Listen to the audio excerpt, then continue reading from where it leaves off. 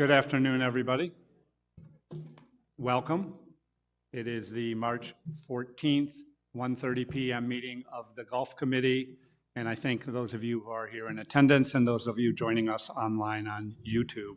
For those of you on YouTube, please recognize there is a 30-second gap between what you are seeing on the screen and when it actually occurred, so you may notice that delay at various points. I first do want to introduce myself. My name is Alan Schlemmer, and I am assuming the chair of the committee after the departure of Harry. And I do want to thank Harry for his service to the committee and to the board and to the community, and we wish him well. I am new to the governing board this year. This is my first year, so I'm at about, 8 or 9 months in. Also obviously new to the golf committee, but I'm looking forward to working with all of the group as well. And with that, I will call the meeting to order. I will ask for those of you who can to stand and please join me in the Pledge of Allegiance. Allegiance to the flag of the United States of America, and to the republic for which it stands, one nation, under God, indivisible, with liberty and justice for all. Thank you. We do have the entire committee with us today, so we do have a quorum. And the next item on the agenda, 2.01, is the minutes from the February 8th, 2024 meeting. You do have those already, and I'll entertain any suggestions or changes to those minutes. Seeing none, the minutes will be approved as presented. And next on the agenda, 3.01 for reports, golf operations, and Pat O'Hara, golf operations manager. I will ask for folks to hold questions until his presentation has been completed. All right, thank you. Good afternoon, everyone. I have a brief report for activities for the last 30 days or so. Wanted to share everybody our continuing tournament schedule for golf operations. Can't believe this Sunday we're sending out our May 4th tournament. We sent them out 6 weeks in advance, and we'll be sending out our entry forms this Sunday for delivery on Monday. So season goes by quickly, doesn't it? Couple results since our last get-together. We had the Nevada Bowl. This is our final results. We had 124 players playing over at Pebblebrook. This was the Saturday before the Super Bowl. A lot of activity. You can see it here. We had a best dress contest with this, and it was a good day to play. Following that, just recently, we just concluded our men's round-robin match play. This has been successful the last 5 or 6 years. It's a 2-day event. You play 5 matches, all 9 holes. And it's match play format, which we don't play often. So it was good to get everybody out. And that was over at Trail Ridge. Might recognize some of the names up there. And a few of the faces that played in that as well. They're all winners, so they're smiling, right? A couple other events that we had scheduled and hosted. Desert Hickory, that was the 12th annual Desert Hickory event. Ken Holtz puts on a nice event. We had people coming from all over the United States to play in this event. He had around 90 players, played at Grandview and Pebblebrook. President's Cup, this was the inaugural President's Cup that Jim Anderson put together for the 4 regulation men's clubs.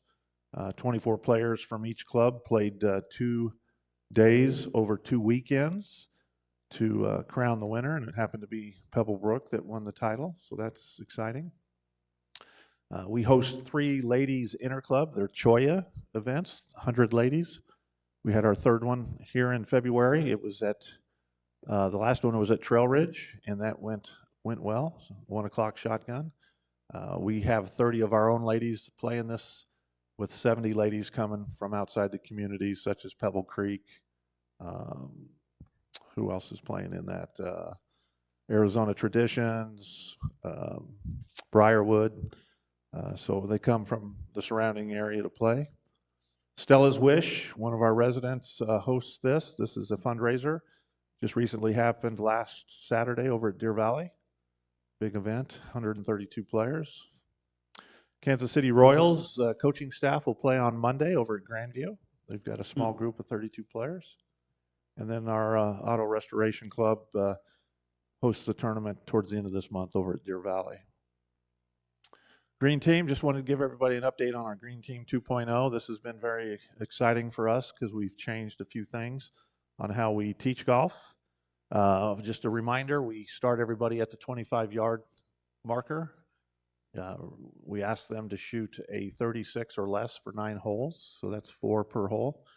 Once they do that, they graduate to the 50, and then the 100, and then the 150 marker. Once they do that, they play from the regular tees, and this is at our executive golf courses. Over here to the right, you can see the numbers. We've had 164 all completed the putting component, which is actually the first step. You have to play 9 holes on the putting green to shoot 36. 33 have passed the 25-yard marker, 34 have passed the 50, 41 have passed the 100, 13 the 150, and they are actually playing from the regular tees.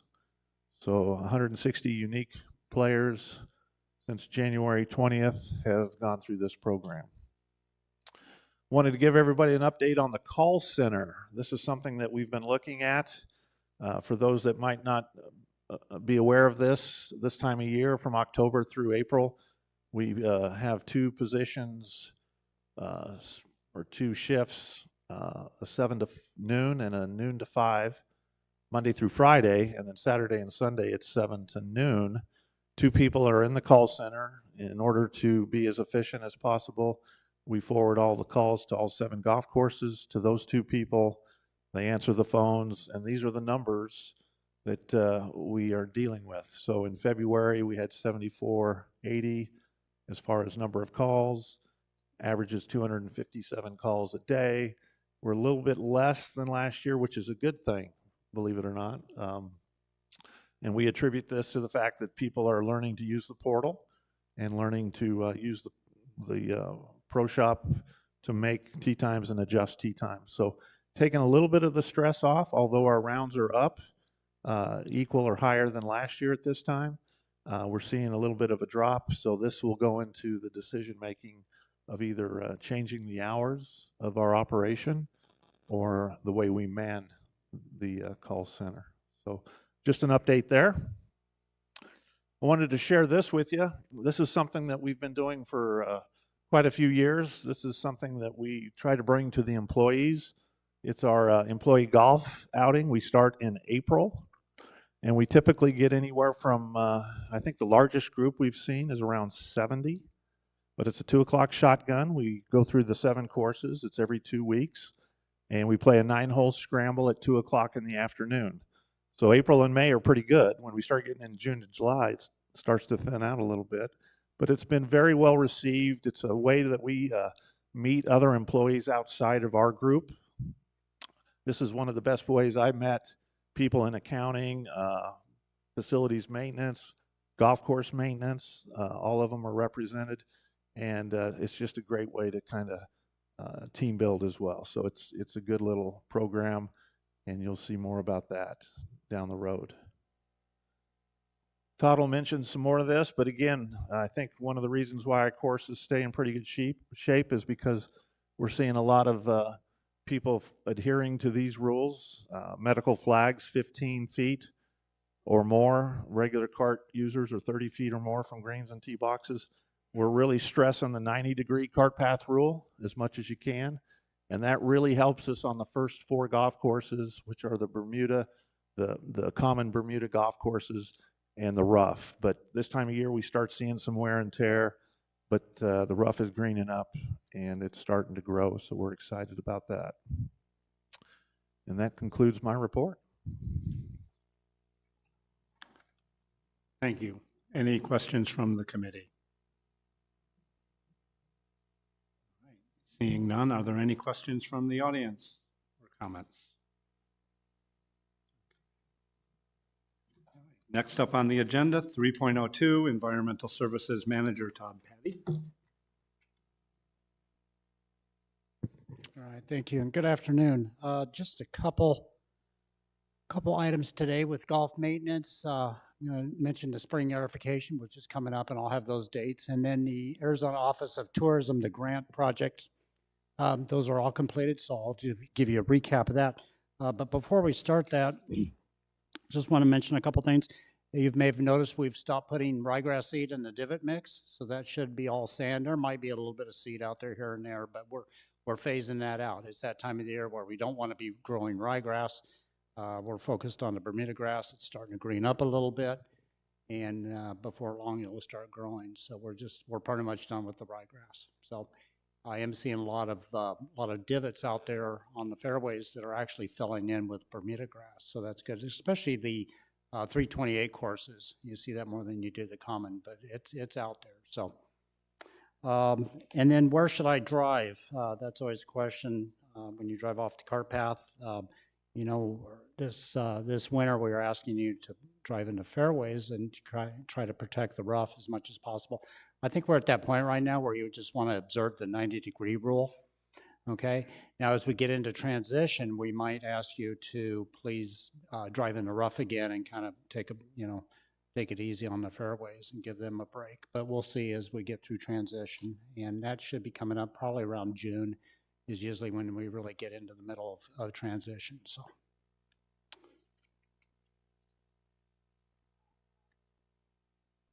All right, so our spring aerification, just a reminder, this is for fairways and greens. We're going to do a core aerification on the greens with a sand top dress, just like we do every year, and then a deep tine aerification on the fairways. And you can see that's the big machines that come in once a year and do our fairways. They usually bring 4 or 5 units in, and they'll knock all the fairways out in a day.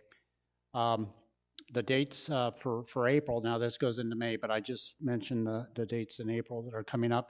Deer Valley starts off April 11th through the 15th. This is a 5-day closure, where we close on Thursday, and then we'll reopen the golf course on Tuesday on Ladies' Day. And then we're at Echo Mesa on the 18th through the 22nd, and then Grandview 25th through the 29th. And with this aerification, I look at it as kind of an important one for transition, because it actually warms the soil temperatures on the greens a little bit. So it's kind of a kickstart to getting that Bermuda going. And plus, I know the greens are a little bit firm right now, and that's due to all the mowing and rolling over the winter months, and you're not putting a lot of water down on the greens. That's going to change here pretty soon. So once we get those aerified, they're going to soften up a little bit. So maybe some shots will start holding a little bit. But I have heard over the last couple of weeks some concerns about the greens being firm, but that's just normal for this time of the year. So. All right, and then the Arizona Office of Tourism, the grant projects that I've mentioned before, we finally finished those up. If you remember, we had a total of $420,000 that was awarded to us for Grandview, Stardust, Echo Mesa, and Pebblebrook. And so this is just a rundown of some of the projects that we completed. $105,000 went to the pump station over at Grandview during the irrigation project.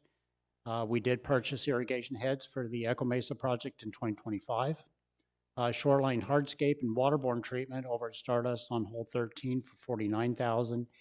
Desert landscape at Stardust, front lawn area as you pull into the pro shop. You can see we took out just a little under an acre there, $56,000. And then desert landscape at Pebblebrook on the road crossings and street fronts on Parkwood when you go from 12 to 13. And 16 to 17, and then out across from the pro shop behind 10T and number 18T. And that was just an area of just a little bit under 2 acres in total. So we spent $105,000 on that.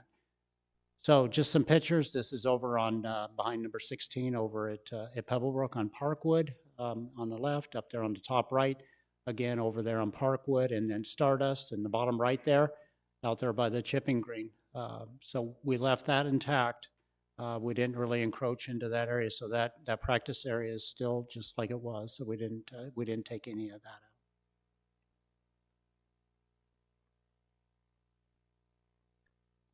out. Oh, there we go. And then there's the new pump station picture on the left there. That's over at last year over at Grandview that we spent $105,000. Now that covered about, I think the total price of the pump station was $280,000. So the $105,000 was a big chunk of that. So that helped. And then up on the upper right there, that's the waterborne treatment that we put in the lake and the riprap around the shoreline. So that waterborne treatment, they just spray it out there and it does seal the lake. It's a vegetable oil, so it's safe for the fish and other things. So, and then there on the bottom right, that's the last area that we completed over at Pebblebrook, and that's behind number 10T over there. And then also we did behind 18 Green, similar to that. So with the trees and the plants and all that. So I believe, so that concludes my report. Thank you, Todd. Any questions from the committee? Yes, sir. Yeah, Todd, are you gonna put the signs out on the trend, where to drive? Yes, we'll When you replace change? those on 1 and 10 and also at the driving range. Yeah. Okay, I think it's a good Yeah, I idea. think, like I mentioned, I think the best thing we can do right now is just observe the 90-degree rule. Okay, and then as I mentioned, if transition gets a little bit rough on us, where we need to kind of protect the fairways a little bit, then I'll put those signs back out on 1 and 10 at the pro shop, saying please drive in the rough as much as possible, avoid the fairways. Okay. Todd, on Grandview, are you still holding the desert area there off for a year? Yeah, you know, I think we're going to set a date here pretty soon to where we can actually hit out of the desert. Now, as you know, the no driving in the desert's that's going to be in place forever over there. We really don't want you driving out there with all the plants and the drip emitters and everything. But as far as hitting shots out of the desert, that's coming up pretty soon. I just have not set a date, but I'm thinking it's probably be early summer. Any other questions from the committee?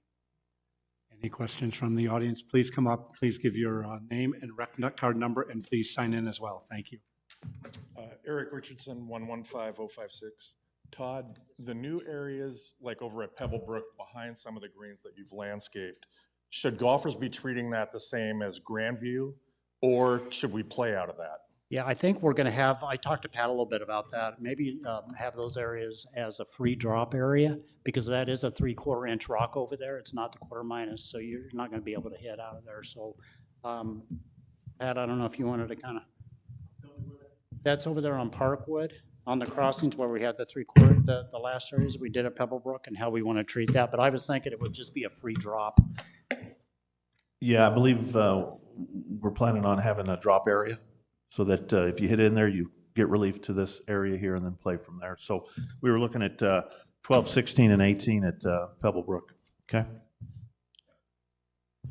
Yeah, Scott Arthur, rec number 131013.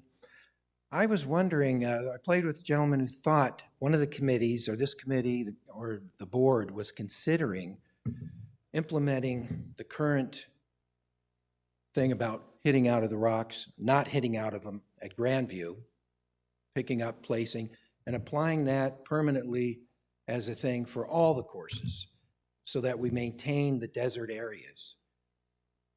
Why do we want to keep damaging our desert areas? Yesterday, I played my men's club at Trail Ridge. My ball, tee shot, landed on the fairway, bounced into the desert. Oh gosh, I'm going to hit off those rocks. Well, I got down there and it was just natural desert, sand, dirt. I had a chance, clear view to the, I made it, made my par, but I made a big hole.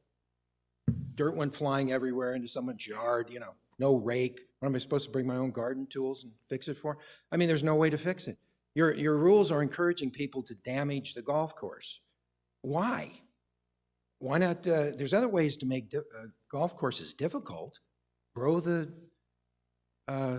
rough a little longer. That would solve a lot of things.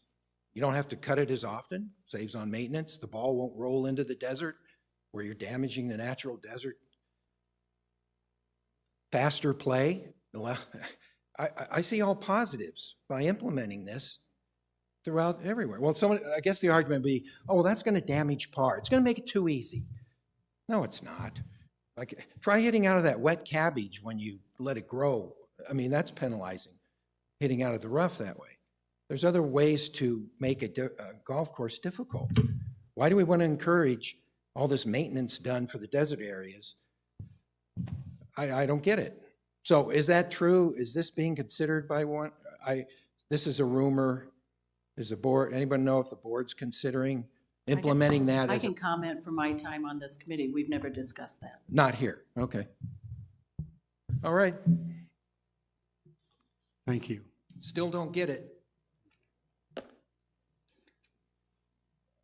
Yeah, it's not saying we can. Well, we just, you asked if we have never discussed it. requesting Right. you may consider looking at that. Yeah, thank you, Kathy. That was not ever discussed while I was covering and sharing this, so it would be up to Alan and the committee if they wanted to look at that, and certainly Todd, if you and Pat thought that that was something that needed to be brought forward, you could talk about that. But we do have one, I'm sorry, the point was, I don't want to damage the golf course, but the I get it. rules encourage me to do. I get it. Because when I'm playing, I want to get a good score. So if Right. I got to damage the golf course because it says I can do that, well, but still, I can't fix it. No, I think that hole will still be there next week when I go back and play. So I appreciate your comments. We will take that under consideration. so Alan, if I may, we have one online comment Thank you. from Timothy Walker, 111748. Please address the growing number of non-players using number 9 at Grandview as an access road to and from the pro shop area. This has turned into a freeway. Use number 1 only to avoid conflicts. Todd? I think that is, This is at Grandview? Right. So Grandview, we do get a lot of non-golf traffic going up 1 and 9. A lot of that is contributed to the crooked putter. And if I had my druthers, I'd rather them use those 2 cart paths than Meeker, because Meeker is a freeway out there, and I like their chances with the golfer rather than the cars. So it's a challenge. You just got to be careful. We're hoping that they're pulling over and stopping. Not everybody's doing that, but again, to get in and out of the crooked putter for their fish fries and their burger fries, we see an influx of traffic there. But would love to hear thoughts on solutions for that. And they do have at the back of the driving range, we have the practice tee, we have the practice chipping area, and also a practice putting green down there too. So if they're using that, and then after they hit balls in practice, if they decide to go up to the crooked putter or up to the pro shop or whatever. So it is a busy place back there. Okay, is that the only online comment? All right. Thank you. We will move on to 3.03, the January 2024 year-to-date financial report. CFO Cliff Schwan.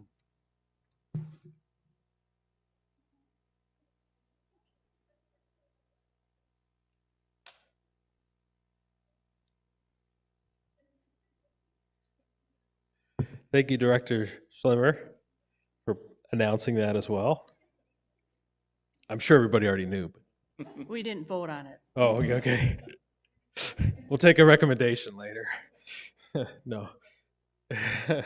Okay, so I know I'm going to wet everybody's whistle with some financial information, and then we're going to get into the budget a little bit later. So I want to talk about January year-to-date numbers, and we'll talk about budget a little bit later.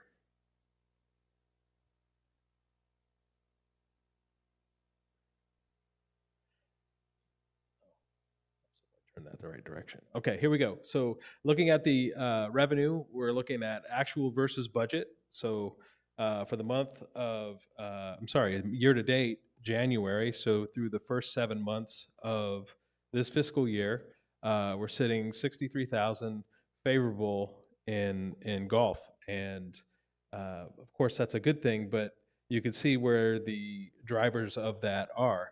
I will say that I'm really excited to present February because we had a really good month in February.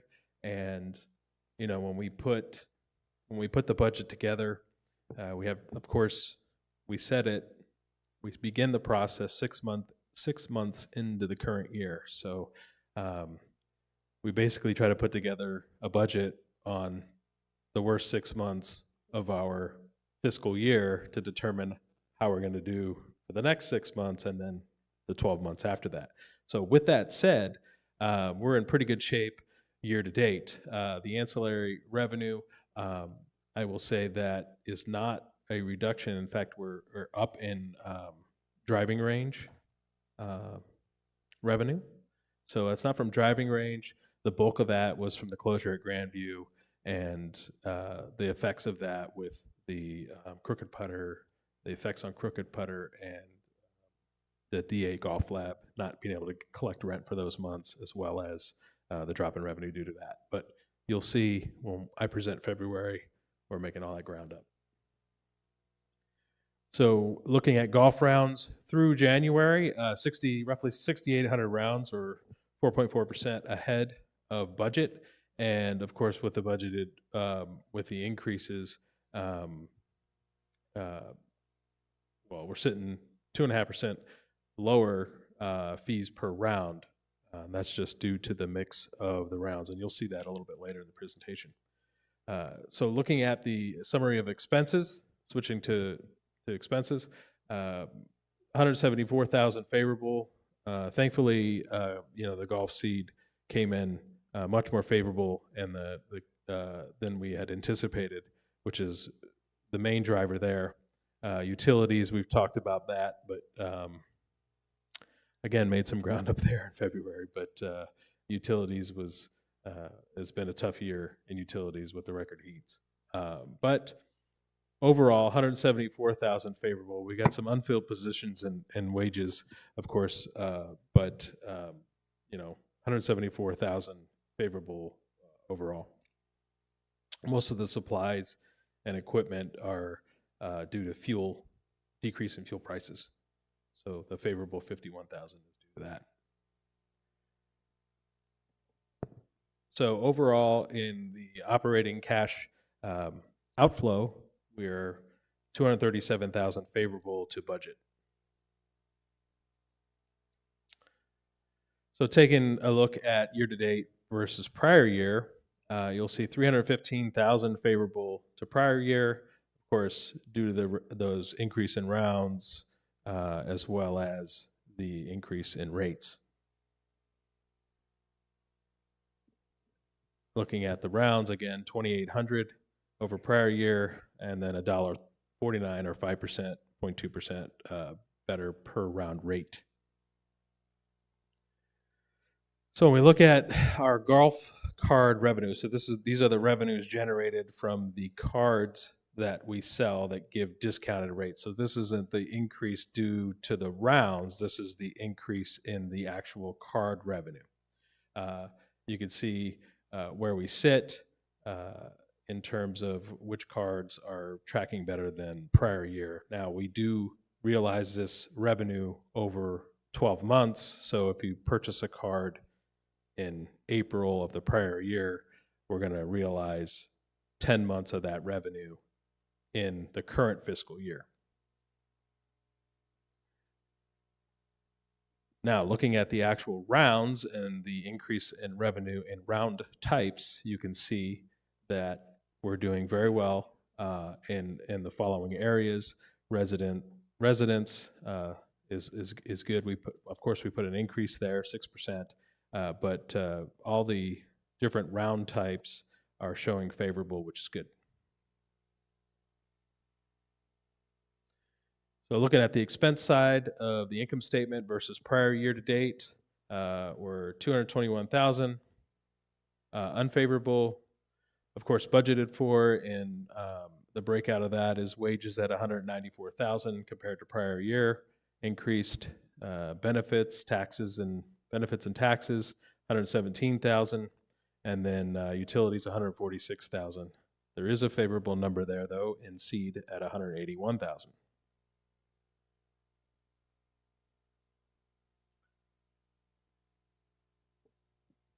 So the operating cash outflow compared to prior year is 94,000 favorable.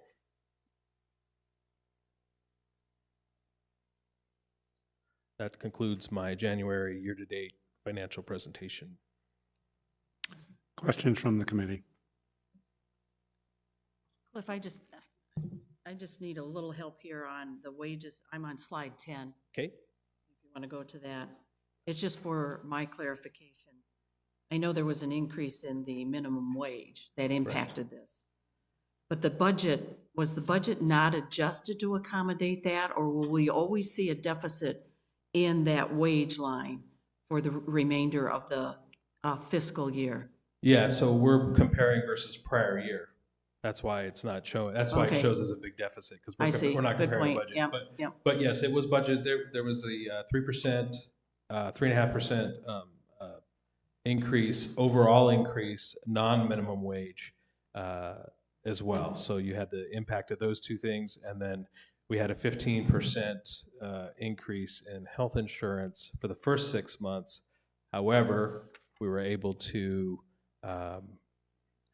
this year, starting in January, we went out to market and were able to, we switched from Cigna Right. to Aetna. Good point, At because a 5% increase, which, do we have actual for January and budget for January? Yes, we do. Yep. Yeah, and we're to the good there. Slide Yes, ma'am. 4. Yeah, got it. Okay, thank you. you're welcome.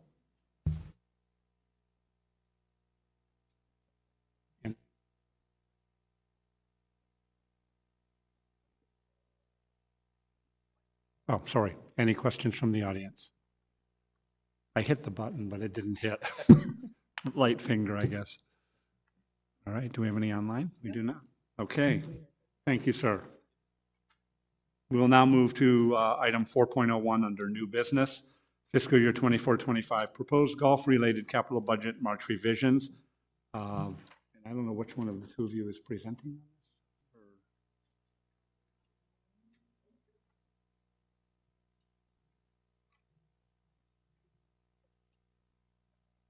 What was your nickname again? Mr. Cool or something? Mr. Cool.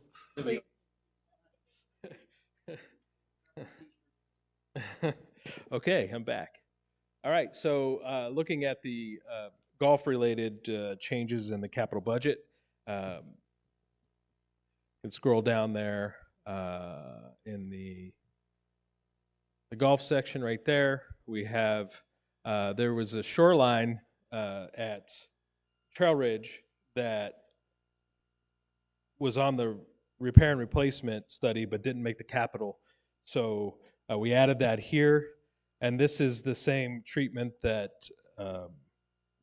Mr. Patty talked about earlier regarding the riprap and the water treatment. And so we added this to the budget. It wasn't in the last iteration of the budget at $48,000. And that's the only add on the in terms of the golf related capital budget. Oh heck no.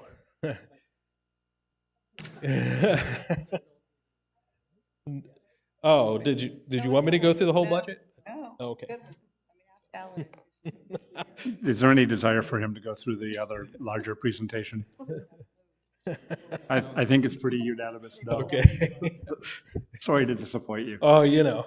And on that, are there any questions with regard to what we just covered? Any questions from the audience? And we have nothing online. Okay, all right. So we are now to 4.02, proposed operation budget presentation and discussion, and you are still at the stage. Okay. All right, so excited to present to you this budget for golf.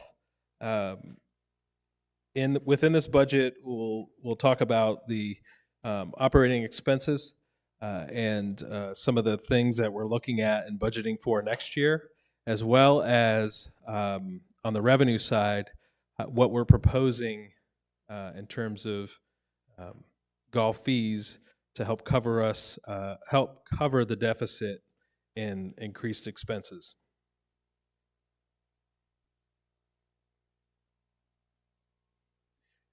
So we have to project out current year, of course, and basically we took the December year to date when we started this budget and projected from there the last 6 months of the year.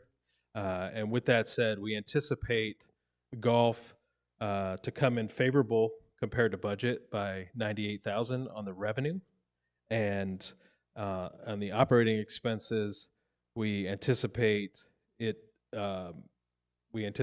roughly coming in at budget with a $4,000 difference for a total of 103,000 or 7% over budget is what we anticipate this year. So projected a $1.4 million cash outflow versus 1.5 budgeted. I want to ask you, how do you assume that? What's your assumptions based on? On the projection? The assumptions on the projection are taking year-to-date December and where we sit, and taking a look at the budget for the last 6 months and making any adjustments within that or based on trends that happen. We made some adjustments on utilities, of course, because we knew utilities were going to increase as they continue to increase. And then on the revenue side, we made some adjustments on the revenue side for the increase in rounds, and golf cart revenue was up a little bit. So we made some adjustments there. So over the past 4 or 5 years, how close have your projections been, plus or minus %? I would say I've been doing this. So this is my third budget. So it would be my second projection or my second budget. Pretty close. I will say though that, I try to be conservative on my projections because it's in my nature and part of what I do as being the finance guy. So, yeah. So did you live in Las Vegas? No. I go for the shows. Okay. So projecting out basically to come in 100,000 over budget this year projection versus the budget. So with that said, that's the baseline for our budget in FY25, and so we use that, like I said, as a baseline. So with that said, obviously, or maybe not obviously, maybe you don't know this, but our largest overall expense at the association and our biggest asset is our people. So that makes up 64%, our wages and benefits of our overall structure when it comes to our budget, our operating budget. So, within that, of course, we have mandated increases due to Arizona minimum wage. I will say that we have minimum wage employees in 3 areas. We have them in rec, we have them at the sports pavilion, and we have them in golf. Those are our 3 largest are our 3 only minimum areas where we have minimum wage employees. Okay, and we have 179 minimum wage employees of our 489 total employees. So with those mandated increases, of course, we have to budget that, and then we also budget a 3% increase to cover merit increases, as well as just different changes could occur throughout the year in our wage structure. So maybe we have someone leave and we have to go to market and we find out, well, geez, we're kind of underpaying in that area. We have to make an adjustment to fill that position. Sometimes that happens. So we budget a 3% increase in the non-minimum wage in this budget. And every year we do that. So it's not an automatic 3% merit increase. We put that money in there in the budget, and then we do an annual assessment. The managers do annual assessments with our employees, and then from that assessment, we get a grade, and then that grade or that percentage gets applied to the merit increase amount. And so it's never what we put in the budget. It always comes in less because everybody doesn't get, the full 100%. But then, so we distribute that 3%, that percentage of whatever that makes out to be, and then the rest is used to, if there's compression issues brought on from minimum wage. So if we have a large minimum wage increase, we have to, adjust some positions right above those minimum wage areas to make sure we have people at the right rates. So anyway, so we use that 3% for that. And so in this budget, the impact of wages, the increase, the 6% increase totals $380,000. Okay, and that's to cover the $1 minimum wage increase, which is in the budget, as well as an additional FTE in the golf maintenance area. We have an additional greenskeeper that we're putting in the budget, which makes 87 total FTEs. Todd, I believe in 1996 you had 133. So we've come down from 133 down to 86 currently, but we've got 87 in this budget for golf maintenance. And then there's an increase. That increase that I talked about with health insurance is 99,000. The impact of that increase is 99,000. So that makes up the total 6% increase in wages and benefits in this budget. Some other kind of notables in the budget is we have an 8% increase in grounds repairs, and that's to, there's some seal coat paths that we have to do, cart paths at Pebblebrook and Stardust. We have a 3% increase in the seed and chemicals and fertilizers. That's a $24,000 increase. And we are installing or replacing some old equipment when it comes to security monitoring at our golf courses. And the impact of that, we don't need 24-hour surveillance. We don't need, to go to a cloud system and get IP cameras and do all that. We don't feel like that's the right route because that's super expensive. But there's $23,000 in the budget for golf to update some DVRs and cameras at some of our facilities. We also have in here, we'd be remiss not to put an increase in for utilities. We put a 3% increase last year, and that didn't come close to even covering what the increase we had this year. Of course, we had record-setting temperatures and things like that happened. But so we put a 5% increase in utilities as our second largest expense at the association at 11%. But that's generating an additional $46,000. And then just overall, we kept the total non-payroll operating expenses in around 3%. Example of that, non-operating expenses. Maybe I didn't say that right. So non-payroll operating expenses. Yeah, I'm sorry. Yeah. So some of the other things are like supplies, fuel. Gosh, what are some of the other things? Some of the outside services we use, like tree trimming and things like that. Put an increase in for those as well. I'll show you the overall impact of what that'll be coming up here. I wanted to spend a little bit more time on labor because, again, that's 64%. So when we look at labor, I asked Todd and Pat to put together org charts, and rather than splatting giant org charts up, I decided to summarize those in these little kind of columns that you'll see, and you'll see that we've got. Let's see, 149 employees in golf operations, and most of that are part-time employees. In fact, we've got 139 of those. Of the 149 are part-time employees. Pat on his team for 7 golf courses that are open, for the most part year-round, but we close some in the summer. A couple in the summer, but 10 full-time people to cover 7 golf courses is pretty remarkable. But we have 10 full-time people at 7 golf courses.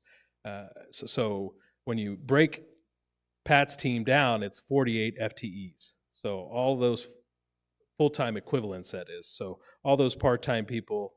So the 139 part-time employees make up 38 full-time equivalents, essentially. Okay, so he's got a lot of people. He just needs at certain times of the year, at certain times of the day. Okay, so taking a look in Todd's world, which is completely different. Okay, Todd's world, he's got 86 positions and 87 FTEs. There's an overtime impact in there that causes that to go up an additional FTE. But all of Todd's people, for the most part, 84 of those or so, maybe 83, are all 40-hour-a-week, full-time people. Okay, so two different dynamics when it comes to golf and people and personnel. And I will Cliff, say, so I how don't have- many open positions? Because you mentioned there were open positions. Yes, Todd, where are you What's at the right total now? on that generally in golf ops? I'm talking golf ops and both Golf slots. ops. Well, golf ops is tough because it just sometimes we have the positions open because they're supposed to be open because of the timing of what time of year it is and all that. So it's not an exact science like golf maintenance is, where he doesn't have Todd doesn't have seasonal people, whereas Pat does. So Pat, in terms of you're pretty full, right? Yeah, I'm right now, we just filled a call center position, so I'm good. So all your available positions are filled at peak season probably, yeah. Correct. And then Todd, you're full all the time probably, or trying to find help? I'm just usually down. So I think right now, I think we're about 4 or 5 employees down across the board. And that's pretty consistent? It is, yes. Okay, thank you. Okay, so the other thing I wanted to give some insights into is of course, payroll is 65% of, we've talked about 64% of the overall budget, but I wanted to kind of break down the expense structure of golf. So when we look at golf, what drives the expense? Well, this isn't to point out that one side is better than the other or one side is more efficient than the other. This is to point out where the cost is coming from when it comes to golf. So clearly you can see of the 13.7 million, 10.7 million of that pertains to golf maintenance. And again, you're spreading that over 7 courses. So it's not like we're doing 1 or 2 courses with 10.7 million, but I just want to point out that 10.7 million comes from golf maintenance. A little over 3 million comes from golf operations.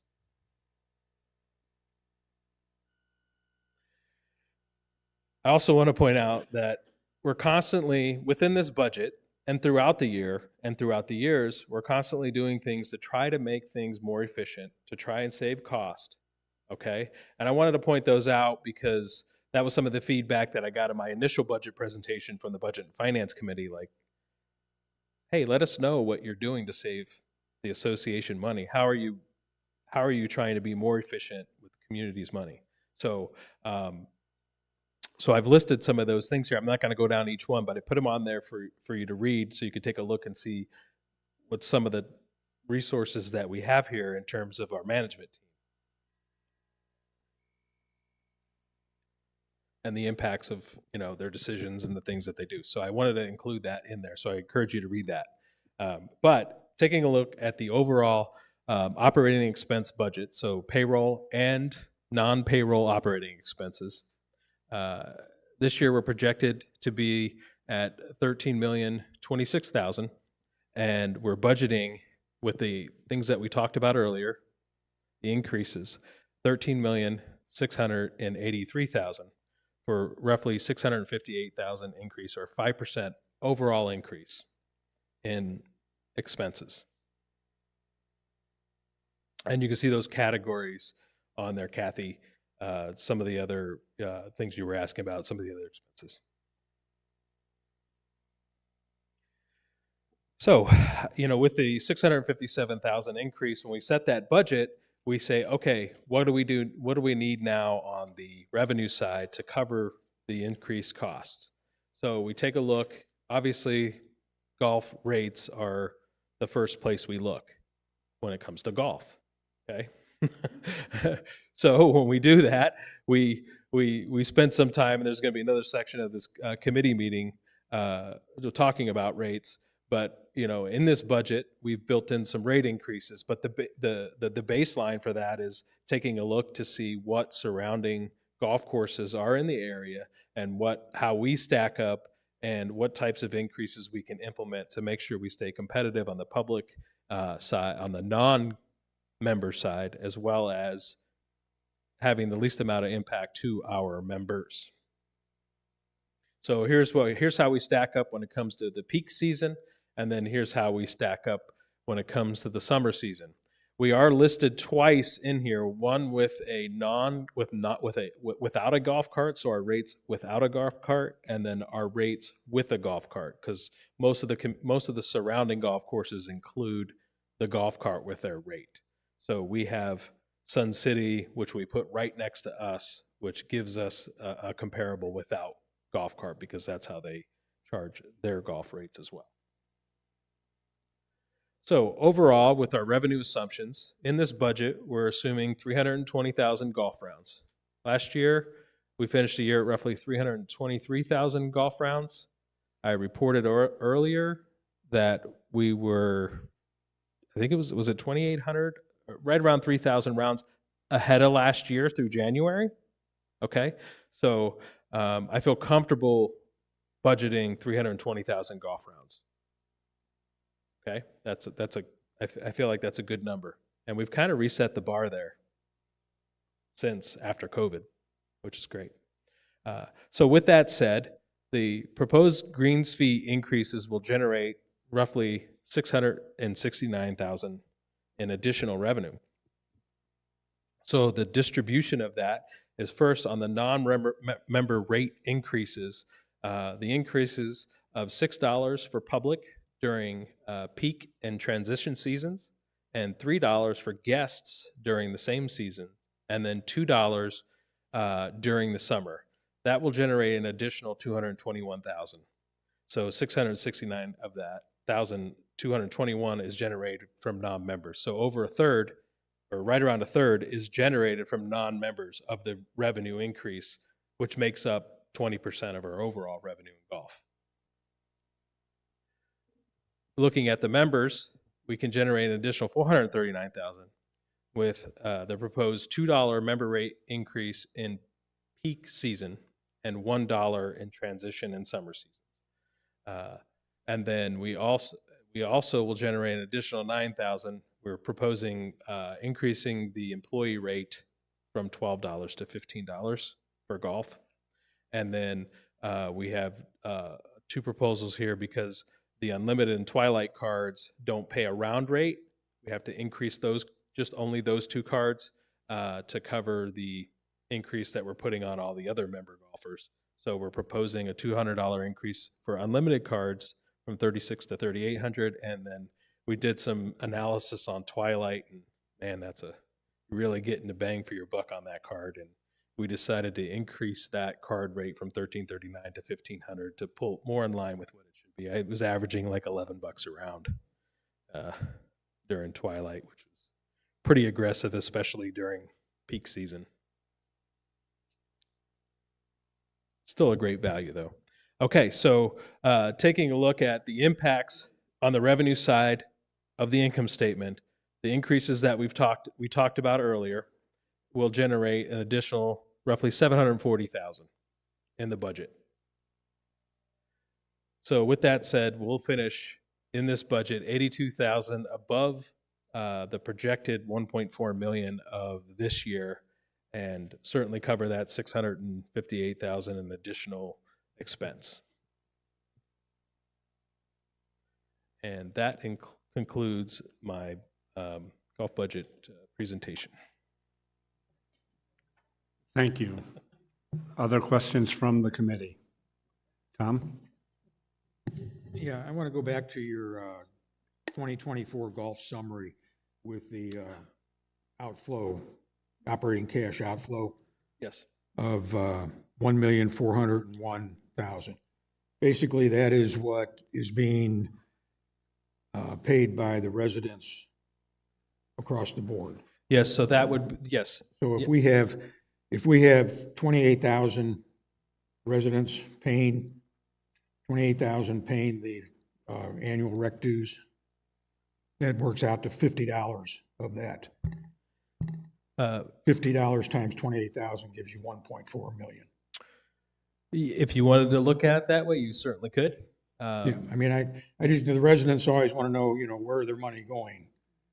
This is part of it, that this is whether they golf or not, but this is also giving them a golf community with beautiful appearance, looks, keeping the values of homes up and everything else.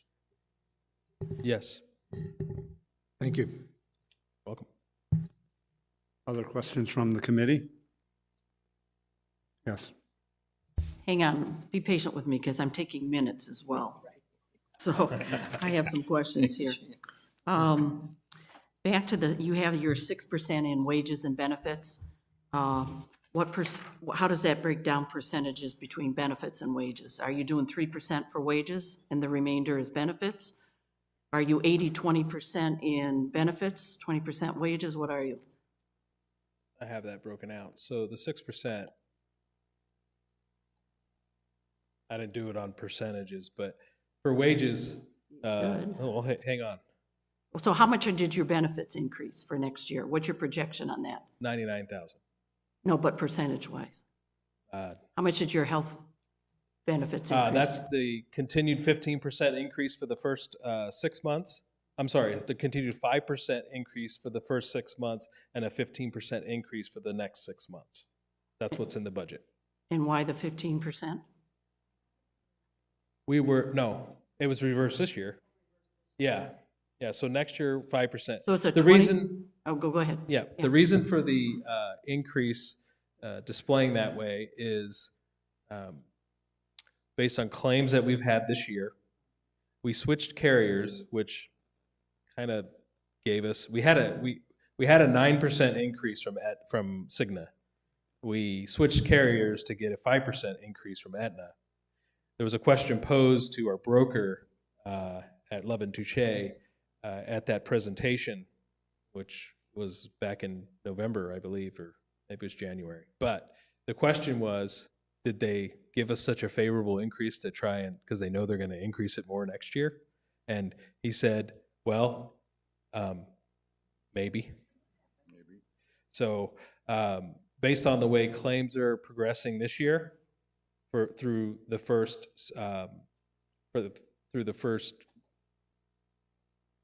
when they look at claims, they take I think it's September, and they take the year on that, or maybe even August. So based on the way claims have tracked since September of 23 to now, 15%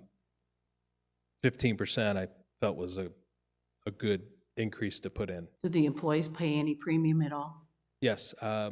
Essentially, we have 3 plans. A kind of the top plan that's more of a premium but less out of pocket, and then the scaled down network plan, which is less expensive, and then we have an HSA plan that has a higher deductible. Everybody can have an HSA, right?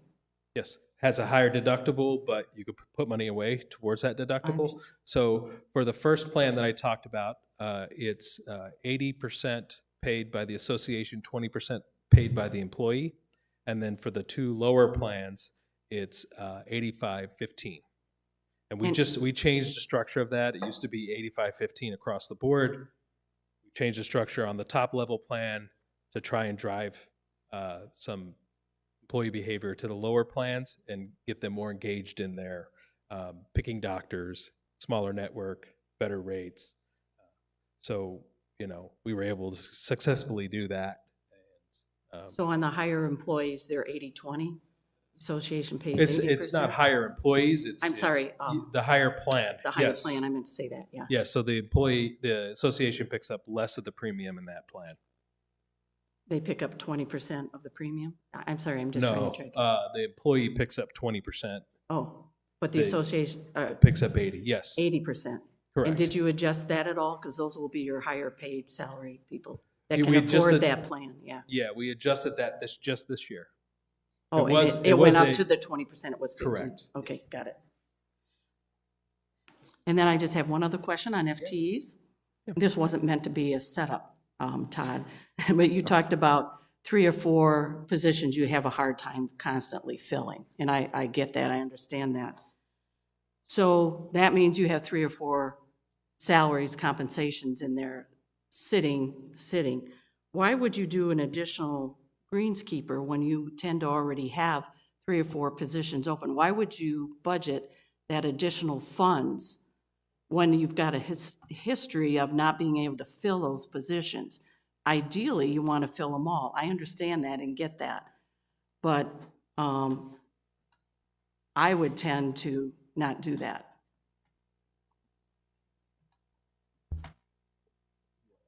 Yeah, I will. I, That's probably a larger question for the administration than where Todd is, but that's not really Todd, you shouldn't have to answer that question. It's not you. but, you know, I would hope that we'd be able to fill all those positions at some point. I know summertime tends to be a little bit difficult time for us to do that, but I'm hoping that we'd be able to do that. So I know that probably doesn't quite answer that question, but. Well, and here's some more information as to the strategy. The hours to complete the work that would normally be done by those open positions still have to be put in the form of overtime and all the different things. So that's part of it. You know, it's part of that is to cover. Now you're paying a higher rate for overtime, but the hours to get that work completed still need to be in the budget. If there is savings, it goes right to the reserve fund. It goes right to the bottom line. So we certainly want to put a budget together based on what we should have to be the most efficient. And you know, again, it wasn't 133 in 2022, but it was probably 105. Yeah, 105 FTEs then. So we've gone from even just fiscal year 2022 to fiscal year 2025 from 105 to 87. So we're not sandbagging it. We've adjusted. No. Maybe that was the wrong term. I'm sorry. The strategy there is to do both, Kathy. And you make up. That's a great point. And we've done that. We've put the work in, and we've reduced those FTEs down. Lisa? Is my mic, there we go. Okay, thank you. So Cliff, I have a question. For the employee golf rate increase from 12 to 15, can you tell me the last time we raised that rate? Or maybe Pat remembers? At least 3 years ago, because I don't Okay. ever remember doing it. I've been here for 3 years. Yeah, I don't remember since I've been on the board seeing it. And then, How long ago, Pat? I was going to say it tends to follow the hourly wage. So when we were at $10 an hour, oh, okay. because we're at $14.35 now. Okay, and the part two of this question is, and I know this is for peak season, but do all the employees pay that? Is it different for full-time and part-time employees? It is different, yes.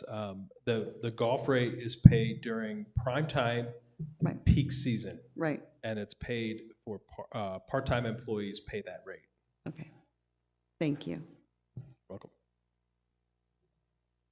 Is it just part-time, Pat? Yes, just part-time employees. During peak season and prime time, yes. So that begs the question of full-time peak season, do they pay? No. We're taxed at the, we pay tax on that, but there's no rate paid by the employee if you're a full-time employee for golf during that season. Okay, so you don't pay at the register, but you get a tax form or Payroll, 1099. Is it yeah, 1099 or whatever? It's not 1099, we Yeah. process it in Okay, payroll. got it. Yep. I'm good. Al? Cliff, where are we with our work comp claims? Good question. So built in this increase as well, and I didn't say that, is we got a 35% increase in our workers' comp. Now, where we're at now, we're trending in the correct direction. I encourage you to watch the workers' comp presentation at the first February 20th meeting, the BNF meeting. We did a presentation on that. So if you want to get into the details on that, I will say there are some, you'll find out if you watch that meeting. We had Brian Wilder from Lovett and Touche come out. Our workers' comp carrier is Copper Point. We went to market and couldn't get a bid back, and because of the things that have been implemented in the last year and a half or so, and we're trending in the correct direction, Copper Point wanted to stay on with us, but if they didn't want to carry us, we would have had to go in a different pool, a very high, even higher increased pool. So our claims are trending in the correct direction. There are some sends from 2022 that are going to hang on with us because of how they rate that. They take a 3-year trend. It's called the EMOD, without getting too much in the weeds. But we're trending in the correct direction, and we're looking forward to the future. What is our experience modification? It's I think it was a 1.64.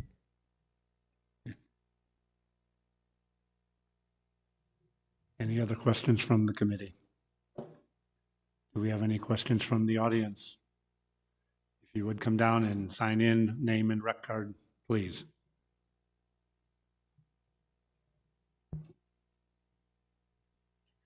Good afternoon. My name is Tom McNally, 915482.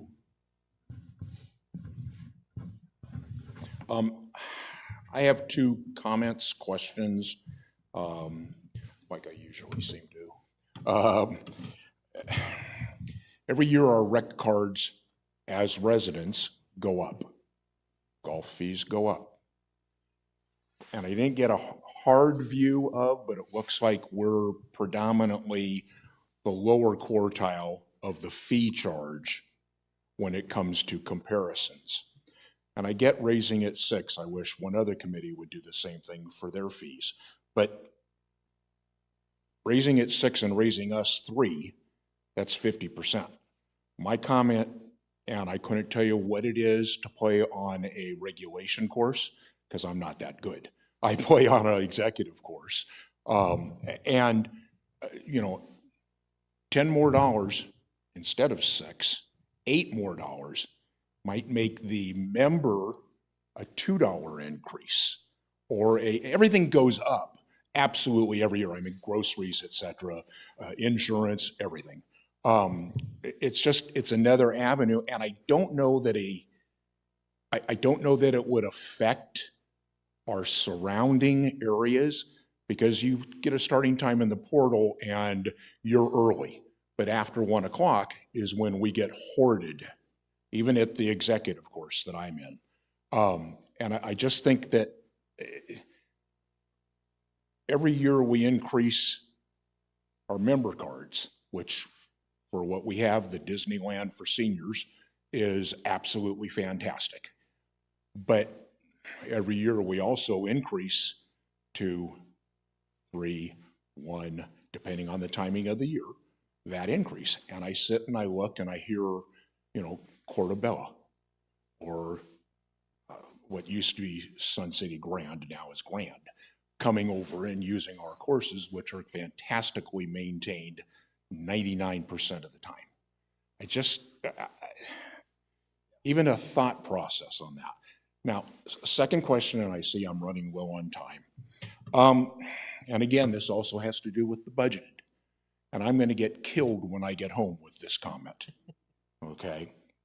So we raise our employee fees to $15 Monday through Friday. And I realize, unlike where we all came from, Saturday and Sunday isn't the same as it was from whatever state we came from. But Saturday and Sunday, $5. I don't think you'd get a lot of the employees having a problem with it, because they love the fact that besides playing during the week, they'll go play for free on the weekends. That might be another avenue to look at. And yes, the employees absolutely work their butts off, no question. Okay, and excuse my language, but that might be another avenue to say, okay, we're not hitting it what we hit during the week for them, which is 12, but we're, you know, realistically playing 18 holes at a Grandview, if you can get on, or any of the regulation courses, yet alone the executives, is a fantastic deal. You got to pay $3 for 30 balls to hit at the range, so you pay $2 more.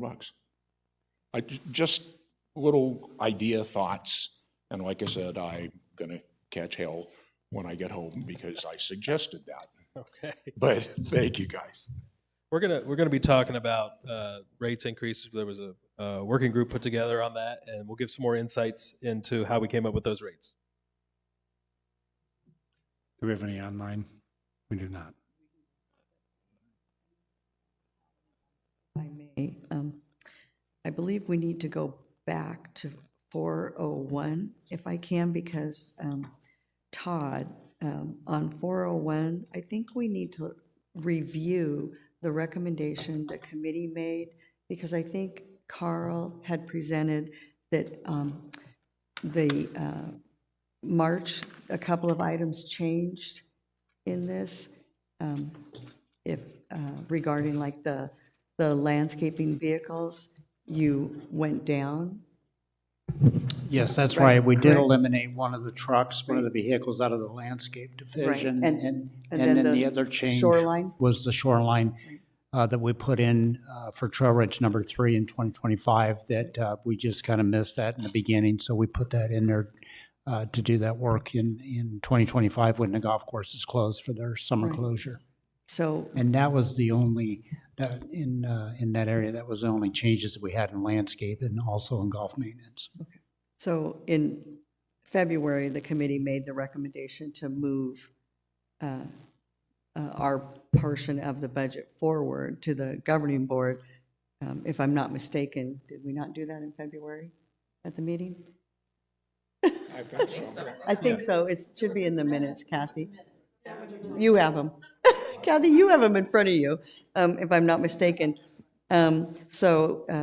What we can, and Karen has graciously put it on this agenda, and I was just reading that from 401, that the recommendation and that we have to revisit this recommendation. So if you wouldn't mind doing that, Alan, for us to just as a whole, the line items, to move the golf operations line items. Since you have them in front of you, can you restate what you're recommending we re-review? It's just that, I think, Todd can touch base.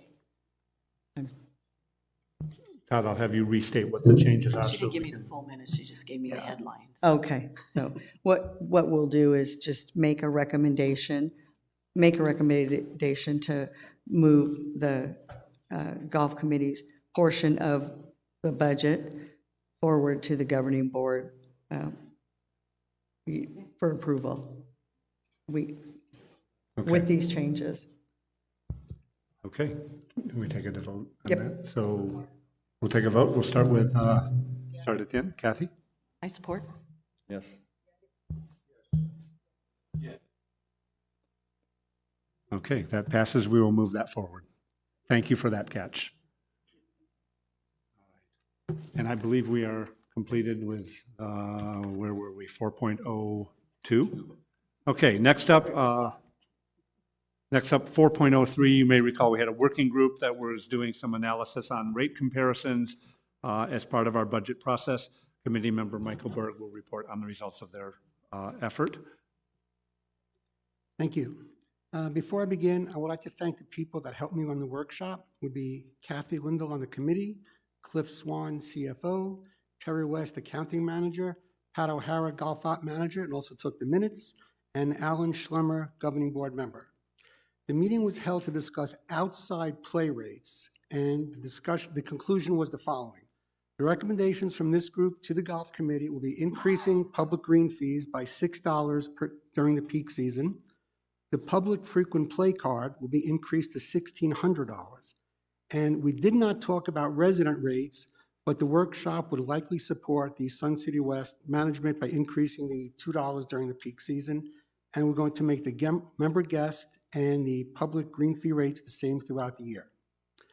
That being said, I want to make sure everybody knows that I was unaware before we had this meeting that there was a recommendation from, I guess it was the Budget and Finance, about golf increasing rates. So this committee never discussed, our workshop never discussed the increases in the annual resident cards or the twilight cards. So the outside play apparently is going to go from $66 to $72, which is an 8.3 increase, which we did not discuss to a degree. The unlimited play is going to go for residents from $3,600 to $3,800, which is a 5% increase, not discussed. The Twilight card is going from $1,339 to $1,500, 10.7% increase, which was not discussed.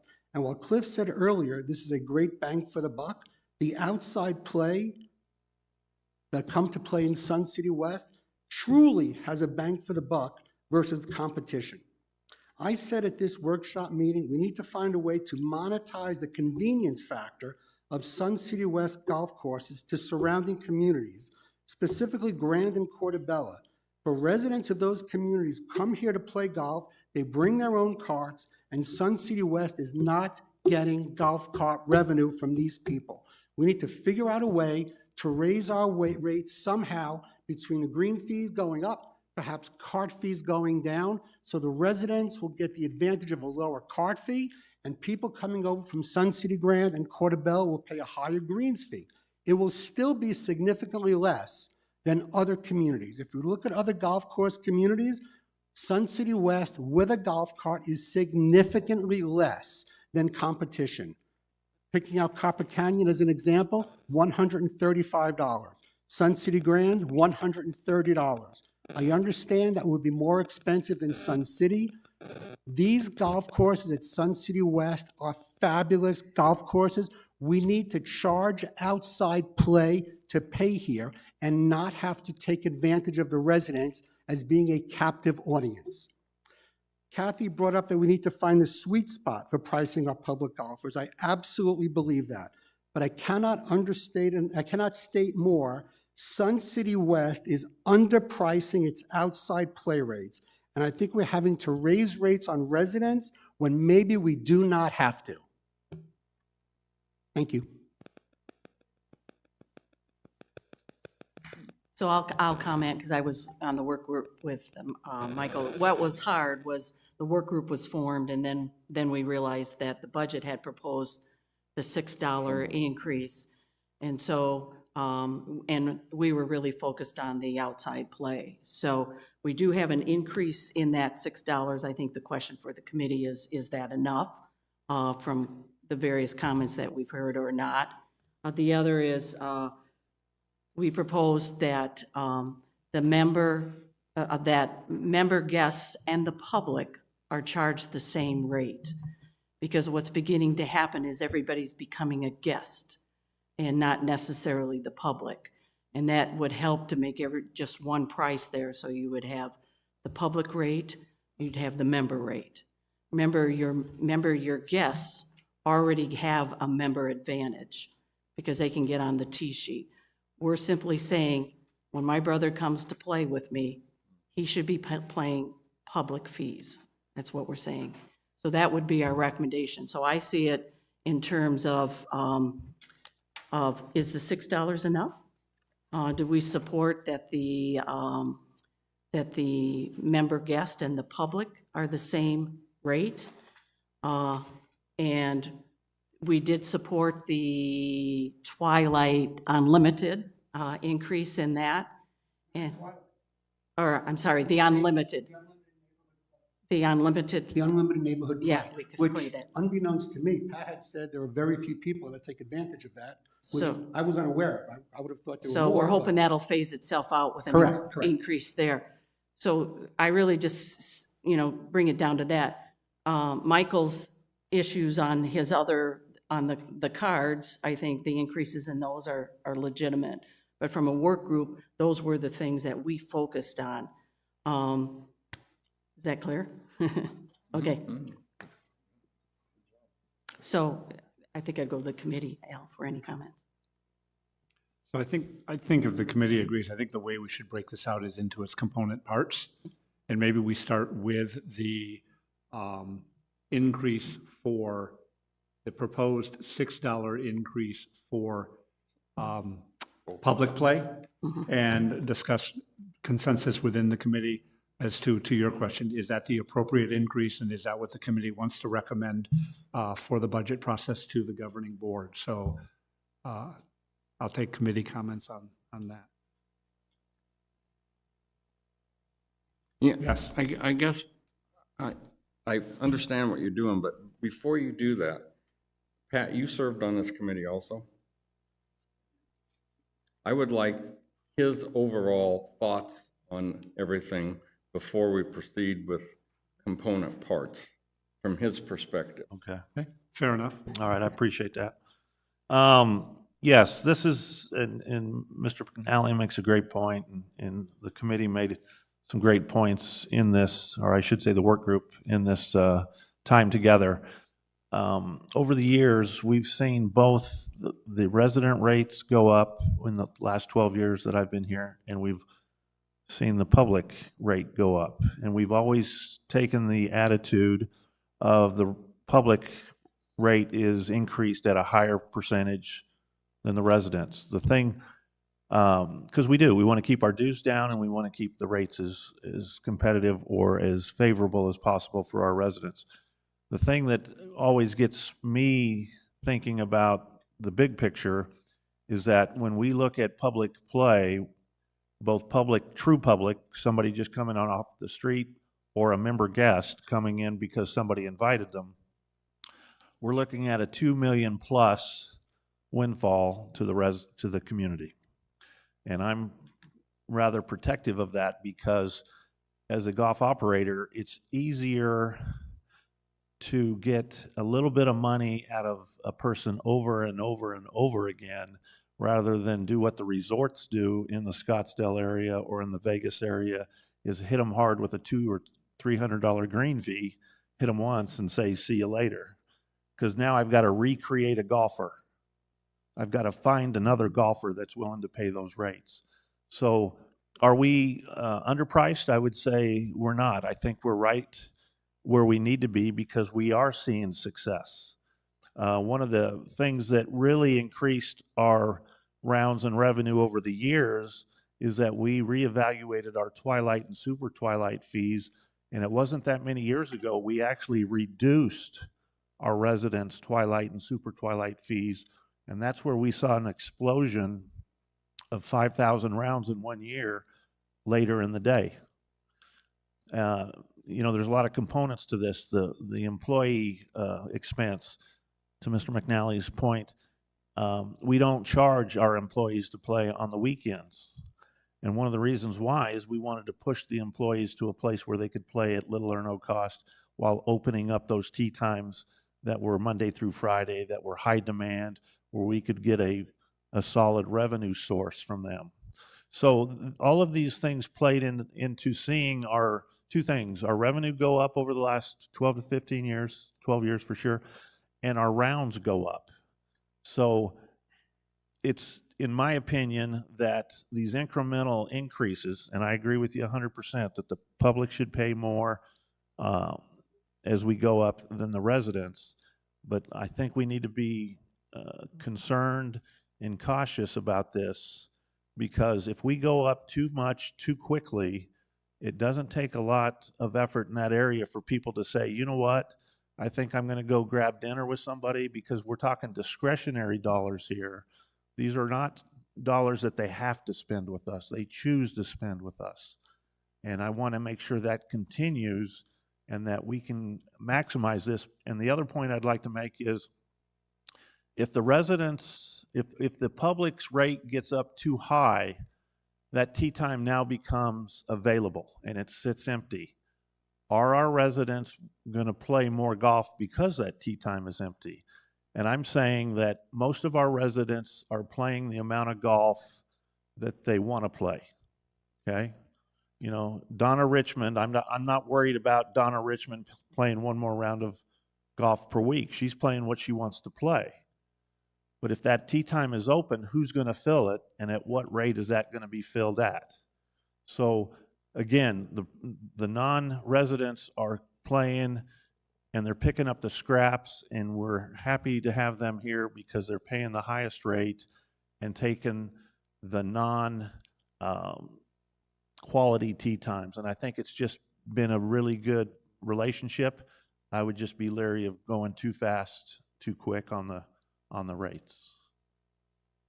So I find it interesting, however, that the subcommittee came up with a $6 number, and the budget came up with the $6 number for the same thing, unbeknownst to each other, correct? I know, let me clarify that.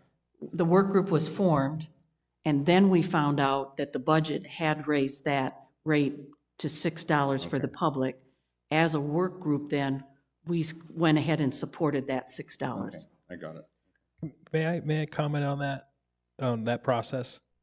When we put a budget together, along with what we talk about in terms of what our increased operating costs are going to be, we always propose an option to cover those costs, not just in golf, sports pavilion, member dues, if we decide to go to food and beverage or guest fees, we always make a proposal. So that proposal is the baseline for our budget. We have to do that. And we can't wait around for committee meetings to put the budget together.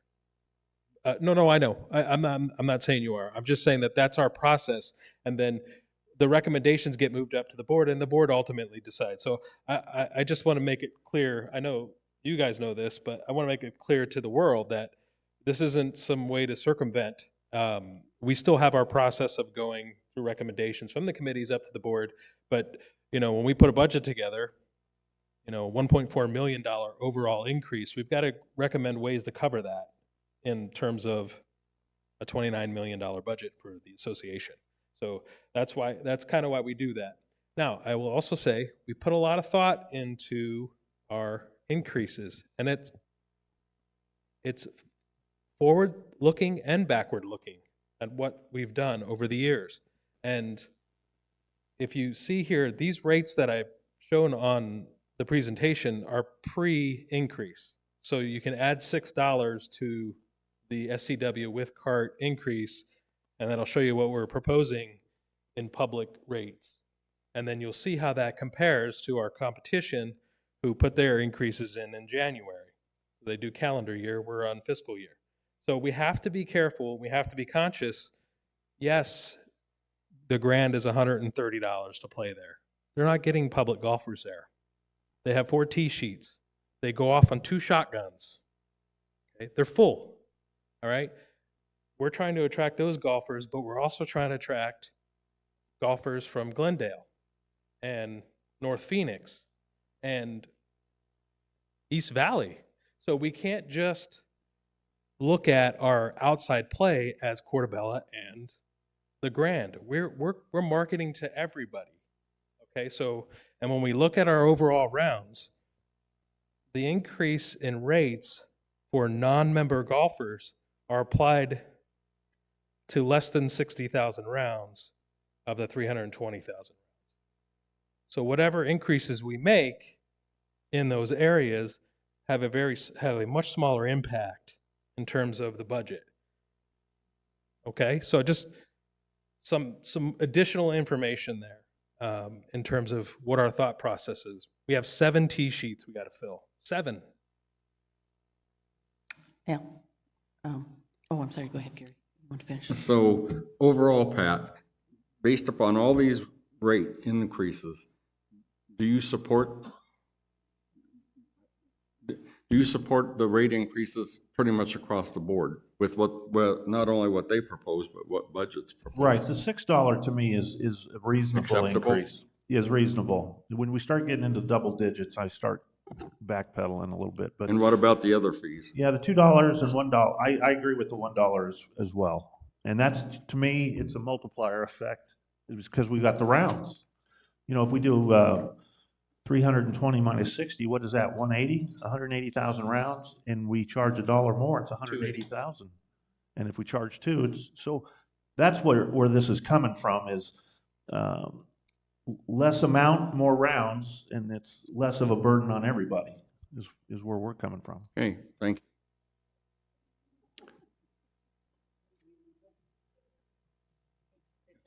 Yes, Alan, your chair. yes. Go ahead, Michael. My big concern is that we're leaving money on the table and that we are taking advantage, I hate this term, of residents being a captive audience. And this information, these sheets, was given to me by Golf Ops.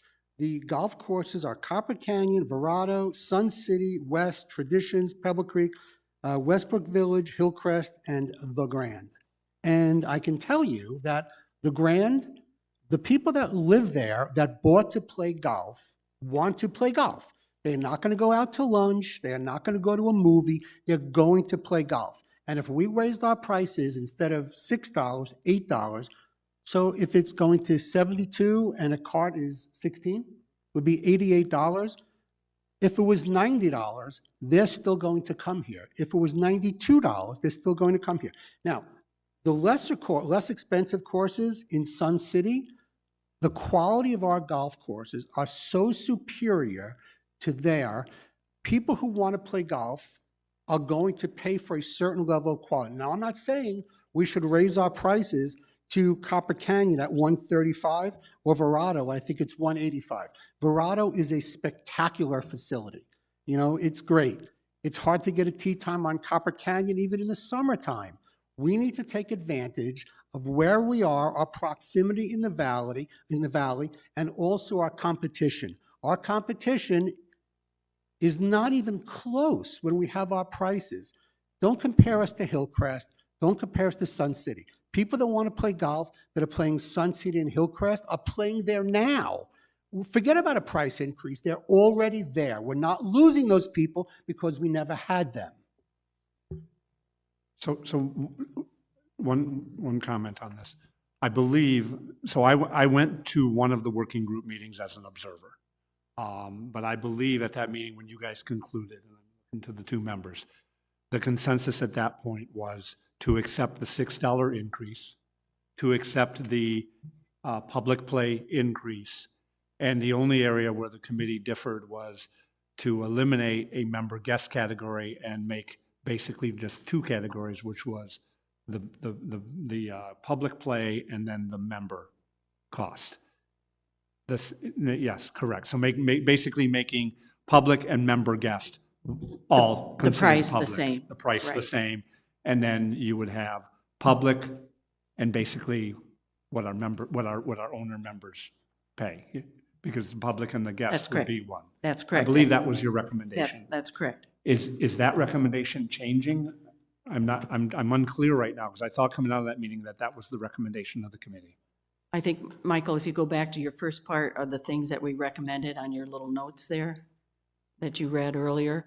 I have no problem with what we originally discussed. Yeah, The problem this is I his have- personal opinion now. The problem that I have now is all of a sudden, they're increasing the cards for members, when I think that wasn't discussed at all. We didn't And discuss had that been discussed, perhaps there could have been a change if we increased the outside revenue rate or discussed that at a further amount, then we wouldn't have to necessarily increase Twilight cards almost 11%. And also, in the interest of full disclosure, I have a Twilight card. I have a lot of acquaintances, they have the annual cards. They are not happy going from 36 to 3,800. And while you might say it's a great deal, if they're playing 100 rounds, $38 a round versus 36. Of course it's a great deal, we live here. But the deal could be even better if we took the money from outside play. You know, that's my thing. You know, we never discussed the annual cards at our meeting. That was never brought up. We had it on the slide. I'm not sure why we didn't discuss it. If I may, Lisa, just let me clarify Cliff's comment, because when the work group was formed, we specifically said we would look at public rates. And we kept true to that. Okay. Lisa, did you have a question, comment? I did. Thank you, Director Schlemmer. So I have a couple of questions, Cliff. So first, I wanted to just point out, I think that the revenue assumptions, which takes into account the unlimited card and the Twilight card, that's just something that they're proposing. So the committee has to look at that and talk about that and discuss that and whether or not we want to move that forward. So that's one of the items that are on the table. The other thing I wanted to ask, Cliff, is in looking at all of these revenue assumptions and things that we move forward, and I think I'm looking at, if I have this right, slide, I think 16, but if we move forward with all of these revenue assumptions, it appears that we would be covering all of the golf shortfalls, Yes, correct? correct. Okay. Coming at it from the financial side, where in the past years, we have not been able to do that. And it looks like we're finally getting over that hump. Yes. Correct. Thank you. And there's a fairness component in those two cards, raising those, because basically the people who have those cards, if we didn't raise their card rate, they wouldn't experience an increase like everybody else would, because the other cards don't get increased, but the rates that they pay, the discounted rates get increased. So that's why we increase those. So it wouldn't be fair to put an increase into all members. Oh, except you have an unlimited card, so we're not going to increase your card. So therefore, you're not going to pay an increased rate or a Twilight card. So that's the impetus behind raising just those two card rates. Right. Thank you. It is. Well, since Cliff just directed that towards me, the unlimited card went up 5% and the Twilight card went up almost 11%. $11 a round in Twilight in peak season. I'm looking at. That's why that went up. I'm looking at those numbers, 36 to 38, 5%, 13 to 39 to 1,500, 10.7%. Okay. So the non-members are paying 33% of the overall revenue increase, and they're 20% of the business. About cards, Michael? Aren't you just Saying talking about card? I'm just increase? looking at those two numbers there. Okay. About raising the unlimited 5% and the Twilight almost 11%. Yeah, I guess my point is if we're going to talk percentages, if you want to say that the public or the non-members are picking up a greater percentage of the fee increase, I think that's a fair statement as well. Shouldn't the public be paying a bigger increase? And they are. And they should be paying it. And my whole discussion here, and I've only been here for a few months, so I understand that I have a different mentality perhaps. Take advantage of the opportunity you have, and you're leaving money on the table. Nobody from Sun City Grand, nobody from Portobello will not play here because you went up an extra $2. Instead of the $6, it went up $8. That is not going to stop anybody. People who are coming from Glendale or Peoria, when they look at the quality of Sun City West courses and the price they're going to pay versus, let's say, Verado, we're still going to be $80 to $90 less. I mean, I don't get it. You know, and you can't get a tea time on Portobello. You can't get a tea time at Sun City Grand. They're going to come here. Okay, I've had enough too. So Michael, what are you specifically recommending? Well, my whole thing was, I still think, and like I said, we were unaware that a budget proposal had come down before we had our meeting. I think that we should come up with some way where we could increase the outside play a little bit more and perhaps not affect the resident rates. There has to be a way. You know, and like I said, you know, I'm not sure how we're going to do it. Pat's much smarter with this than I am. He's doing it a lot longer. Maybe there's a way of increasing the greens fee and maybe lowering the cart fee. So the people, for example, if the greens fee is 72 and the cart is 16, is 88, okay? Well, if you would adjust that $2 one way or the other, someone who's coming here from Glendale, they're renting a cart. You could charge them 80 and 2. It doesn't make a difference. They're still paying one number. What I want to do is get more money from the people from Grand and Portobello that are coming here because they can't get a tea time and they're not renting carts here. All they're doing is paying the greens fee. And I can tell you, 10 years ago, I lived in Sun City Grand. We used to come to Sun City West all the time. It was very easy. Tom? Mike, I tend to disagree with you in that I think you're going to drive the public play away. I mean, yeah, courses are great. You're sitting here saying, and people in the audience are all agreeing that, you know, raise it to the public, raise it to the public. That's $2 million that comes into us. I'm not willing to risk that $2 million for the 28,000 cardholders we have here. If we don't cover our budget and we don't get all these players that you say are just going to keep coming and they're going to shell out $100 to play here because we're so nice, and they don't, at the end of the year, our rec fees are gonna have to jump to cover those expenses. And I'm not really willing to risk that. I think we have a lot of open tee times. We have the volume of tee times gives us the money to come in. We don't have to increase the rates to match everybody else around here. They don't have a volume of tee times to do it. And so you're speculating and saying, you know, they're gonna keep coming no matter what we charge them. They're gonna keep I don't coming. Well, recall you saying can that. charge them $10 more and they're gonna come. I'm not all sure that's gonna happen, and I don't agree with that. I think the best thing is to move this along. And I think what we need to start with is we have the committee came out of the working group rather came out of their meeting with a recommendation to accept the $6 increase that was discussed at their meeting, along with combining the member and guest into a single rate. And I don't have it in front of me right now with a proposed increase of $2 and making it a single rate for guest and public. So what I would suggest is that we focus on that, and I would recommend from the committee, that be the proposal, and let's have a discussion around that, because I think we do need to move this forward to a consensus within the committee. Can I just add a friendly to that? Because our other Yes. recommendation was the public frequent player card increase to 1,600.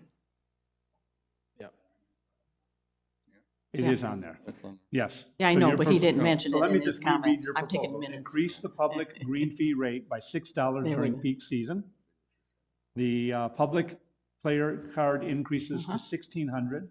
Yep. The resident green fee rate increases to 200, and we make the member, guest, and public green fee Perfect. rate the same throughout the year. Now you got it. So Director Schlemmer, if I may, I just want to ask this question. I know that the recommendations coming from the working group, I believe they differ from what we're getting from budget. So we have to kind of look at both of them and determine what direction we're going to go. Because we have to make a recommendation, but right now, we have two documents in front of us. And the budget coming from, our CFO is asking us to look at this, and this is what they're asking us to do. And we have the working group, which is asking us to do this. So we kind of have to incorporate the working group's requests into this document. my strategy was to get a proposal out and then have exactly that discussion Okay. of what's the differences between the two, and then ultimately reach a conclusion. Gotcha. That's kind of what I'm thinking, and I agree there are differences between the two. What I was trying to do is just get a proposal so we could start to move forward. Great, because that one, make member, guest, and public green fee rates the same throughout the year. The problem is that the member rate increase during transition and summer seasons, they want $1 there. So we're kind of, and then $2 member rate increase during peak season. So we could have a little bit of an issue there. Okay. So comments on that? Can I give some insights into what the impact of that would be to change those? Because we tried to do it in the meeting, but it was hard because it was a very large spreadsheet to give what the dollar impact that would be if we aligned our member guest rate with our public rate. So basically what that would do is it would increase our the current proposal would be to increase the public $6. That essentially would be an $8 increase to guests. So to line those two fees up. Because right now guests are about a $2 discount.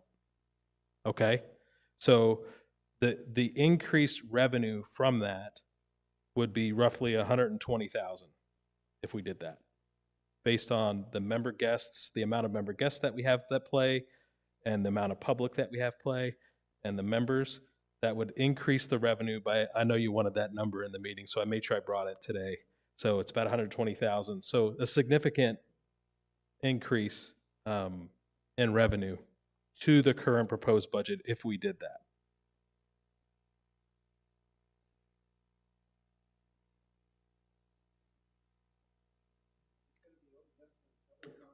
It will be, as soon as we figure They'll out what ask we're commenting about, but yes, it We have will to be. get there first. All right. So to summarize this, we've got the two proposals, the one from coming out of the working group, the one I just described, and then the one coming from the CFO is a $6 public increase during peak and transition, $3 guest rate increase during peak and transition, and $2 public and guest rate during summer season. So those are the two proposals that are in front of us. I vote for staying with the original budget that came out of, from the CFO.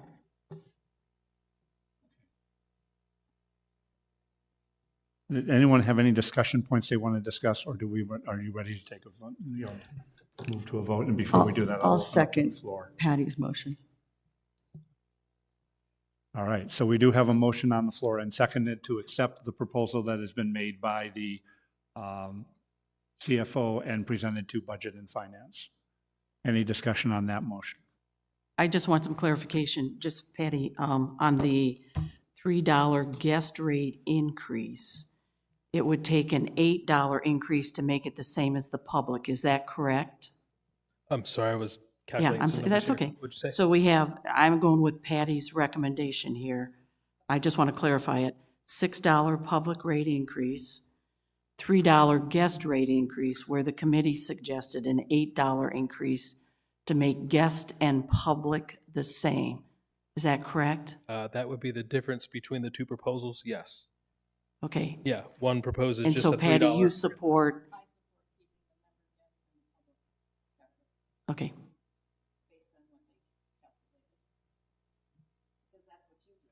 That's correct. It would bring 120,000 more revenue in for a public player.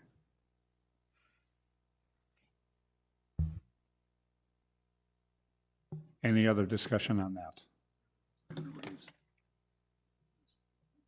I'll do that. Yeah, I just want to get through the individual rates first. Okay. All right, seeing no other comments from the board, before we go to a vote on that, I will open up for comments from the audience and/or online. And again, rec card, name, and please sign in.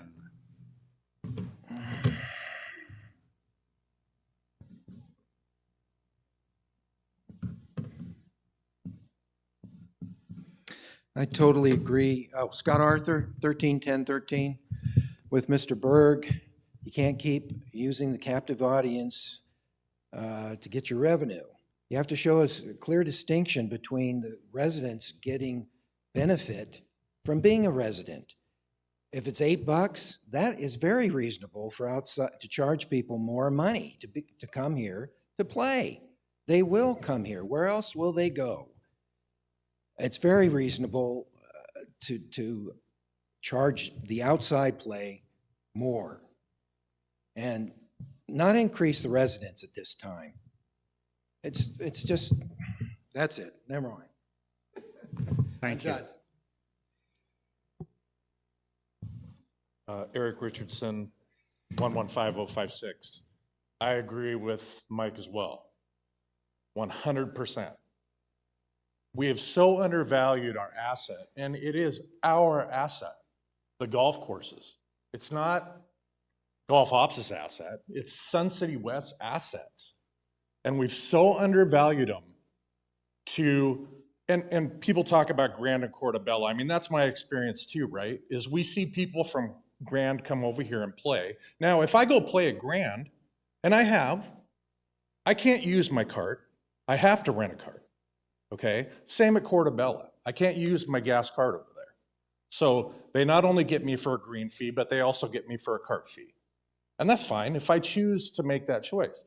But I've got a lot of people that I've golfed with over the years from those two communities that come in here simply because they're saving $50 themselves.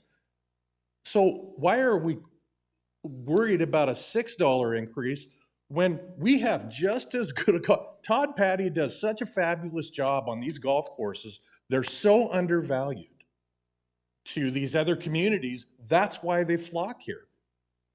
And I think we should take advantage of that. And it's missing the boat. Tom, respectfully, you made a comment to Mike that he was making the assumption that people would continue to come. But by saying to increase, say, $8, aren't you making an assumption that they're going to leave? I mean, I don't think we should do that because it's still such a great value. And I'll just leave it at that.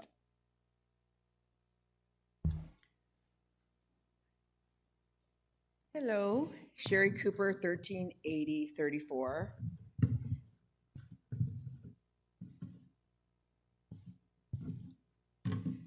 And I agree with raising rates for outsiders.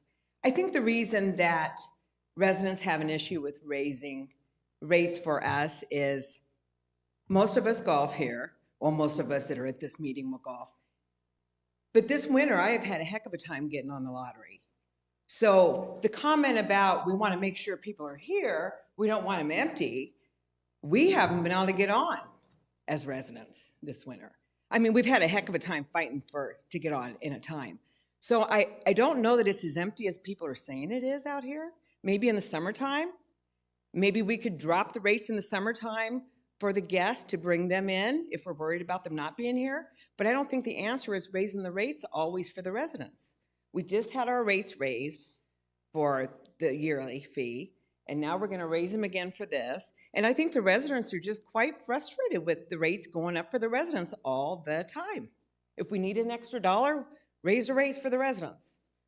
You know, whereas like I said, this winter I've been very frustrated not being able to get a tee time on the lottery.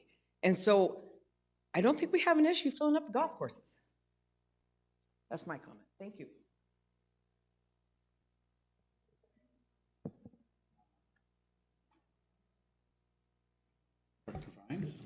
Thank you, Director Schlemmer. So I just want to point out just a couple of things. This is my third year on the board, so I'm 3 years now into budget season, and I rely heavily on Pat to give us his knowledge regarding when we ask him for golf rounds, where do we budget, what is he anticipating, and I know Cliff works extensively with him on that, and for our projections. And to my knowledge, I believe this is the first year that we're not going to have to, if things pan out with this budget, that we won't have to be heavily subsidizing golf like we have in years past with the budget. For me, I think that that's a big plus. I would like to see the rates not go up, so, the way they do, but we're seeing a vast increase in a lot of areas, and unfortunately, we have to raise rates. I've struggled with, could we go from 6 to 8 on the outside play?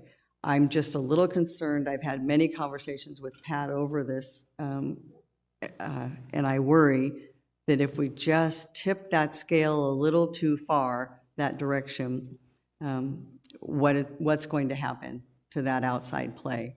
And then ultimately, if we tip that scale a little too far, the people that have to pay for that, when that revenue stream stops flowing, even just a little bit, it's the residents that will have to pick it up in the end. We'll have to pick it up and recoup it in our dues. So it just concerns me a little bit. That's just, and I only get one vote, so. Al, I think it might be best to break these out and support them or not support them one at a time instead of lumping it all together, because I think there's some differences between the two here. So I would suggest that our first recommendation would be the public rate increase of the $6 that was in the budget, that the work group came forward with, and act on that first, either up or down, and then go to the guests and the public being the same. Can we do that? We can. We already have a motion on the table to support this budget. Yeah, but we can make a motion to separate. We would have So to move. remove this motion. Well, we would have We to, can separate. We can make a motion to separate and still keep the motion intact. You know what I mean? You can, right? I know you can, yeah.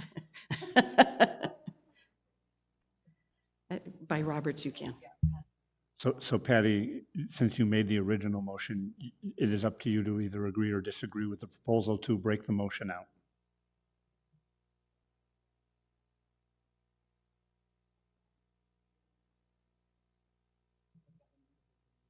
What do we want to change it to? I don't understand which.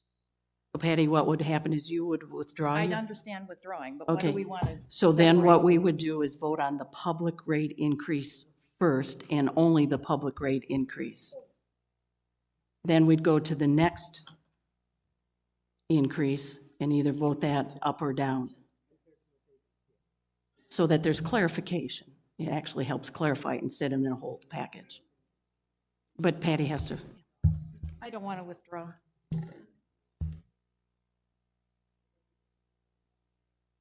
Okay. All right, so the motion on the floor, Patty, would you please restate your motion? I originally wanted to agree with what came through on the revenue assumptions and the rounds, that the $6 public rate increase during peak and transition seasons, and the $3 guest rate increase during peak and transition seasons, and $2 public and guest during summer season, what was proposed by the Budget and Finance Committee. Members, residents. Okay, and then I want all of it. I agree with what they had. You only said.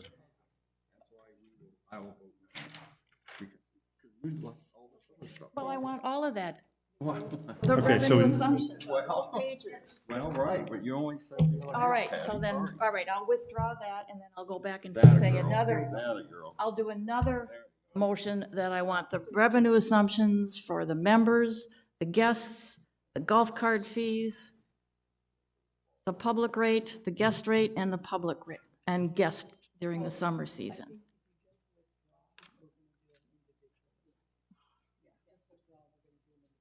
Okay, I withdraw. Now can I go home? Okay, all right. Okay, so now we need a new motion.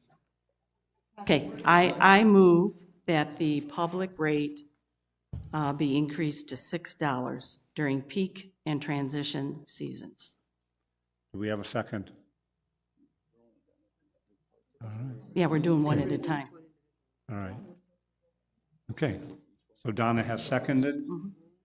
A vote of yes supports the motion, a vote of no declines the motion.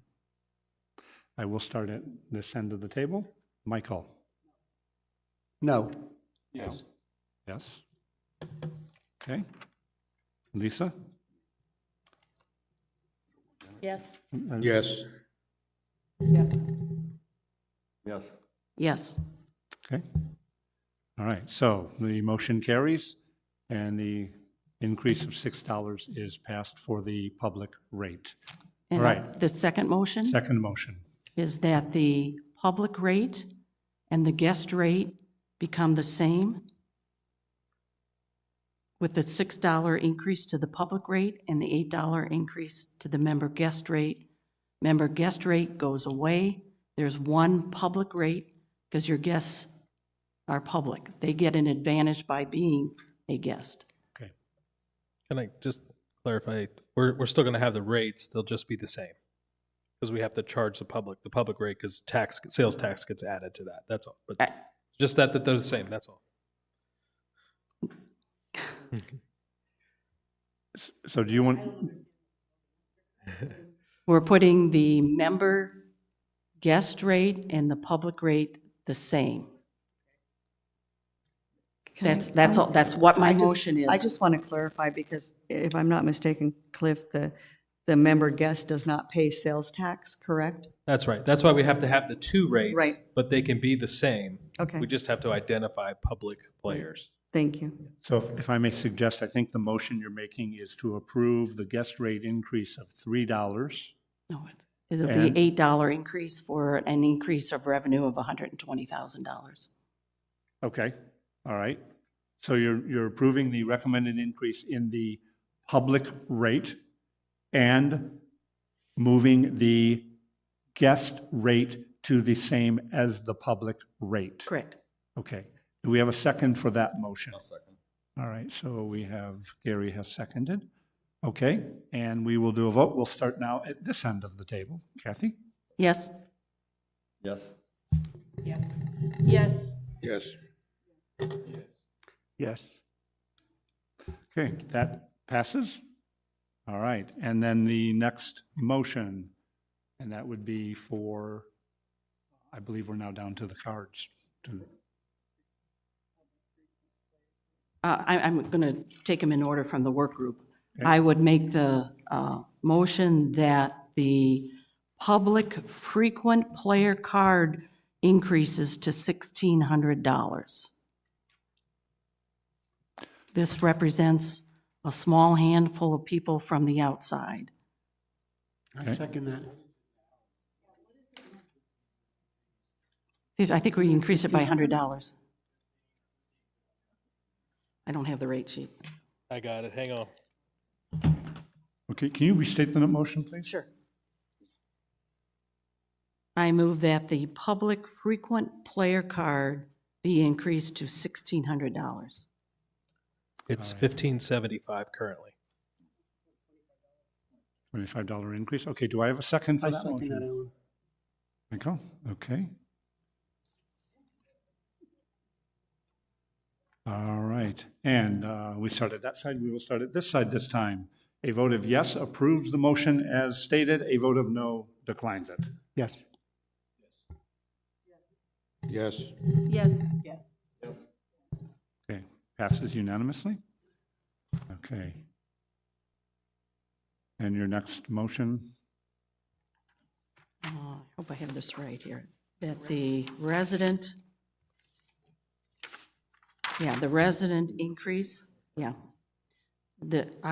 I move that a $2 member resident rate increase during peak season. Okay, do I have a second for that motion? Yes. Okay, Gary has seconded. All those in favor, a vote of yes approves the motion as recommended, a vote of no declines it. And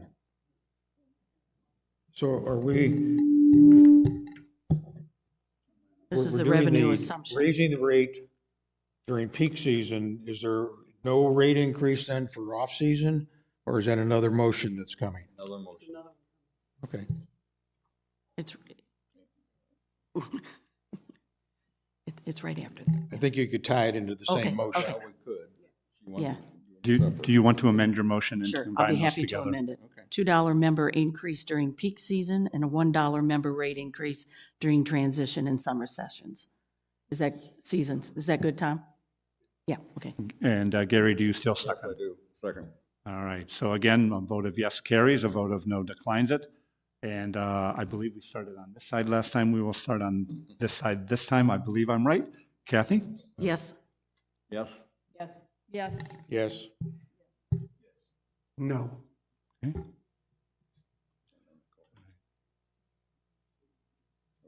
I suppose. And I'll let other.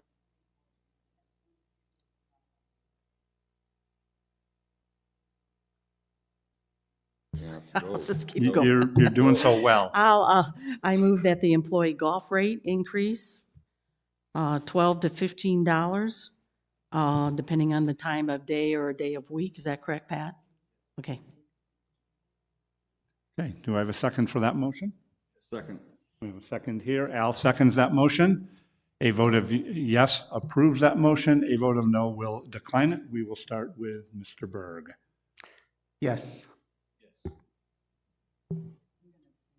An abstention? Yes. Yes. Yes. Yes? Okay. All right. And then the next motion. And then I think the last one is the golf carts, is that correct? I believe that Okay. is the last one. That is correct. Okay, I'm gonna do these one at a time? Or if you want to combine them?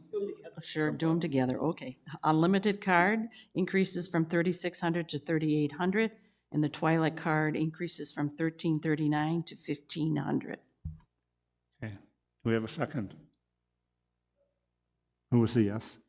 Gary? Okay, so Gary has seconded, so a vote of yes approves the increase as proposed. A vote of no will decline it. And did I start with you last time? Okay, we're going to go this way. I will start with Kathy. Yes? Yes? Yes. Yes. Absolutely no. I'll get the Okay. absolutely, Michael. All right. I believe that completes all of the elements of the proposed increases. Is that what you are reflecting? Is that- Yes. Okay. These all take effect fiscal year July, providing the board approves, Yes, right? That's and- right. And just for clarity for the folks watching, all this committee does is submits a recommendation to the governing board. These are not into effect. It does not mean that they will pass. They have to go in front of the governing board as part of the overall budget process. So we are only making those recommendations to move forward. All right. We are to 4.05. We're almost there, folks. We're in the home stretch. Group play inequities discussion, and that is over to you, Mr. O'Hara. Okay, very good. Kathy Lindahl and I, and staff, Linda Plastis, for those that know Linda Plastis, does a lot of number crunching. The topic came up about group play and its equities and how it filled the T sheets. And Kathy, I'm going to kind of defer this to you. We had a great meeting. A lot of information was shared. Kathy gave some suggestions on to looking at the overall fairness to the residents as a whole, the breakout of the numbers, all these good things that kind of we tore the group play apart, made some suggestions to me to follow through, and we're in the process of doing that.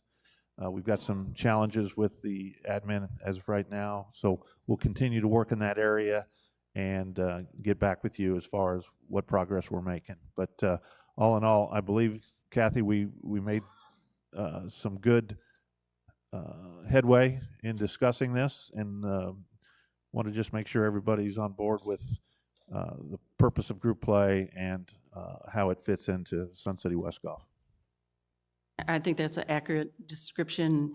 Group play hadn't been looked at for a while, and some things have encroached over time. And Pat said that he would be communicating with the administration on possible changes or to look at some things differently. But we don't have any recommendations. Tom?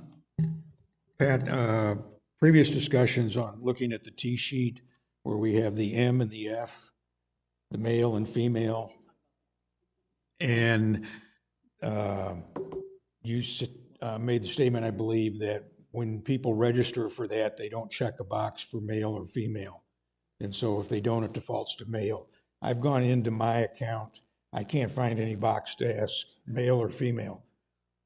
No, so what we're referencing is if you've been on the portal and you look at the T sheet for a particular day, it'll show you where groups are playing, singles, twosomes, threesomes, foursomes. That is controlled through your contact list, Tom, which is controlled through membership. So just where your email address is, your phone number, your address, all of that is on that file.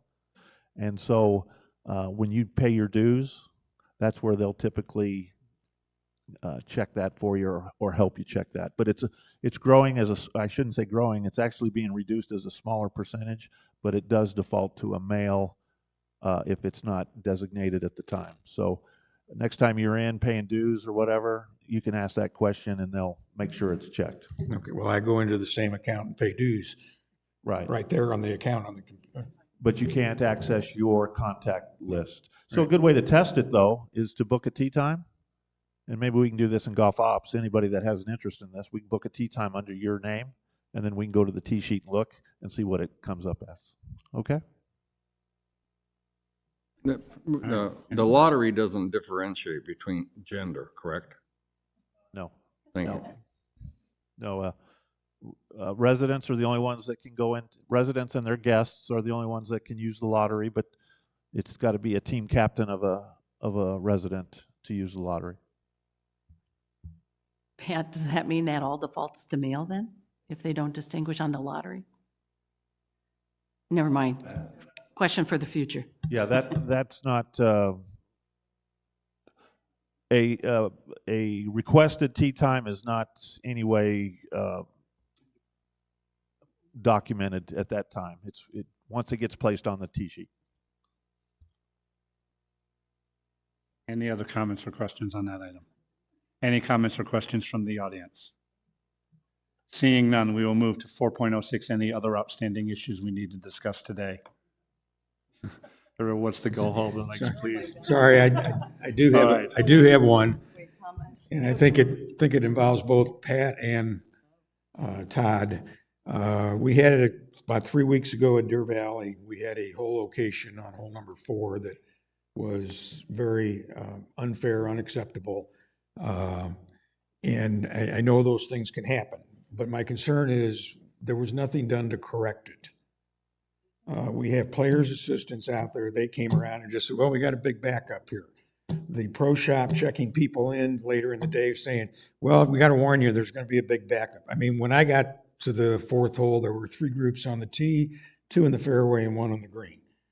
Fortunately, my group was playing Stableford, so when you got the double bogey, you just picked up and left because it was next to impossible to make a putt up there. Whereas, so I'm wondering if we have some kind of a, it doesn't have to be a written policy, but what your all's plan is that if this happens again, what are we going to do? Tom, you and I talked about that because it came to my attention after the fact. And you're exactly right. Between the player assistant and between the staff at the clubhouse, we should have reached out to Todd's crew to change that whole location. So we've had discussions with our players' assistants to start that communication. So I think we're hopeful that that won't happen again. Okay, and if I could just add on to that, I did have a meeting the next day on that. We have changed our procedure for course setup, and so hopefully that won't happen again. But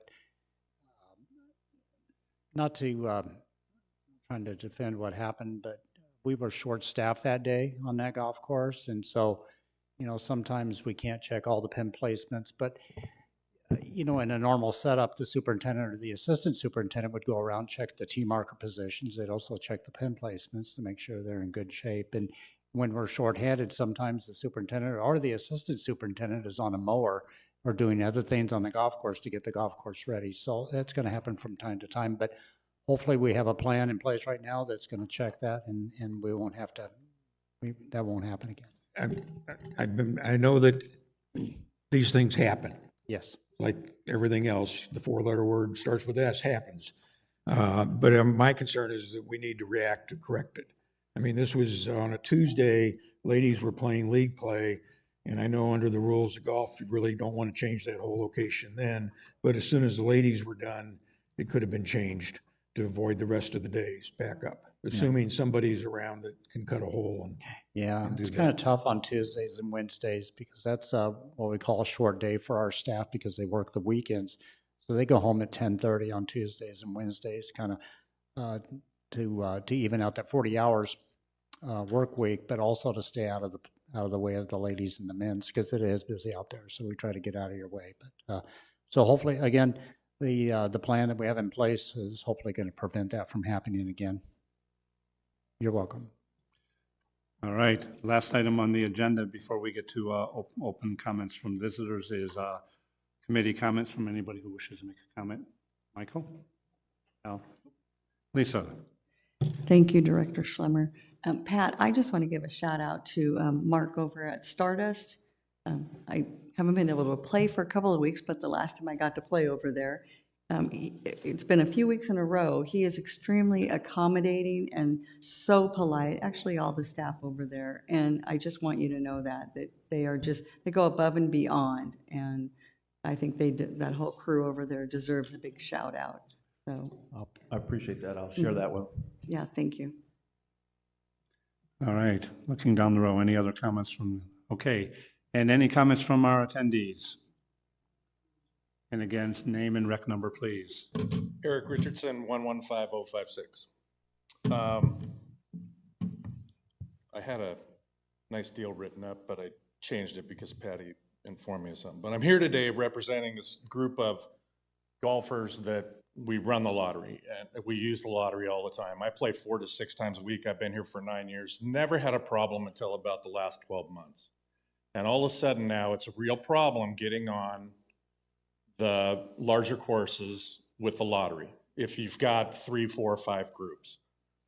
And I would like to make a recommendation that I think could help, because I know you have the option of doing either preferred tee time or the course as your priority.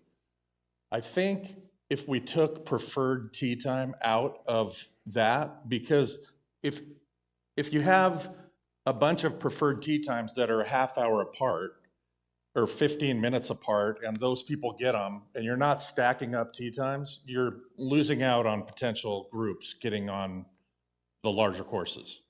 Does that make sense, right? If you can stack up the tee times into a window, then you'll have room for, 4 or 5 groups to get a tee time on that course, versus if you have those spattered out in different areas.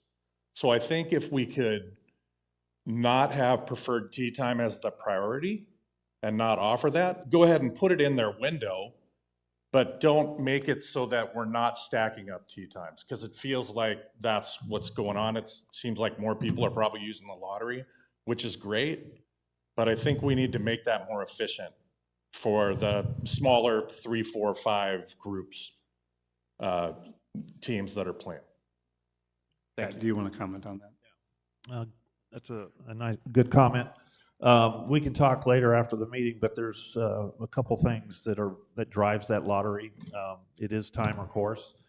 Groups that are over 3 groups have a break, and you can pick that. And what that does is allow other people to play between your groups, so that maximizes it. But typically what I have found over the time is that the window isn't big enough or the course selection isn't big enough. Otherwise, we tend to see most people fit in there somewhere, but we can discuss this further. Okay. Scott Arthur, 131013, rec number. My whole thing about this with the earlier talking about hitting out of the desert and stuff like that is to try to make things more golf friendly for the residents here these days and get away from these over restrictive, in my opinion, golf rules, cart rule, 2-cart rule. I'm wondering why, after all the money, a tremendous amount of our money spent over at Grandview to take care of the problems there, why aren't there more carts being allowed in any one group? 3 carts. Why are we still limiting it to 2 carts? Several meetings ago, Mr. Schwind had tried to categorize this by saying, well, the standard is we're watching how many wheels are out there. Well, they allow 4 single rider carts in any one group. Let's say they're all 3-wheel carts. Well, that's 12 wheels. You have to apply the standard evenly. So how many wheels are on 3 standard carts? 12 wheels. Oh, well, we apply a second or double standard to those. We penalize you for having a standard golf cart. Why? You can't do that. Those are legal golf carts. If it's 12 wheels, it's 12 wheels for everybody. The weight has always been there. Is this a certain surprise suddenly that the golf carts weigh something? The Grand allows 4 carts in a group. Has their golf courses been totally destroyed? Of course not. The problems have been corrected over at Grandview. Why aren't we benefiting from our money, not golf ops money, and freeing things up a little bit, getting back to a normalization? Are we ever going to get there? We're the only ones with this over-restrictive 2-cart. It's ridiculous. All right. Time's up. Time is up. Thank you, sir. I'm sure a lot will be done. Any other comments? Anything online? And finally, folks, the moment you have been waiting for. Our next meeting will be April 11th, 2024, again at 1:30 PM here in the lovely lecture hall. Thank you very much for your time today. This meeting is now adjourned. Nice job.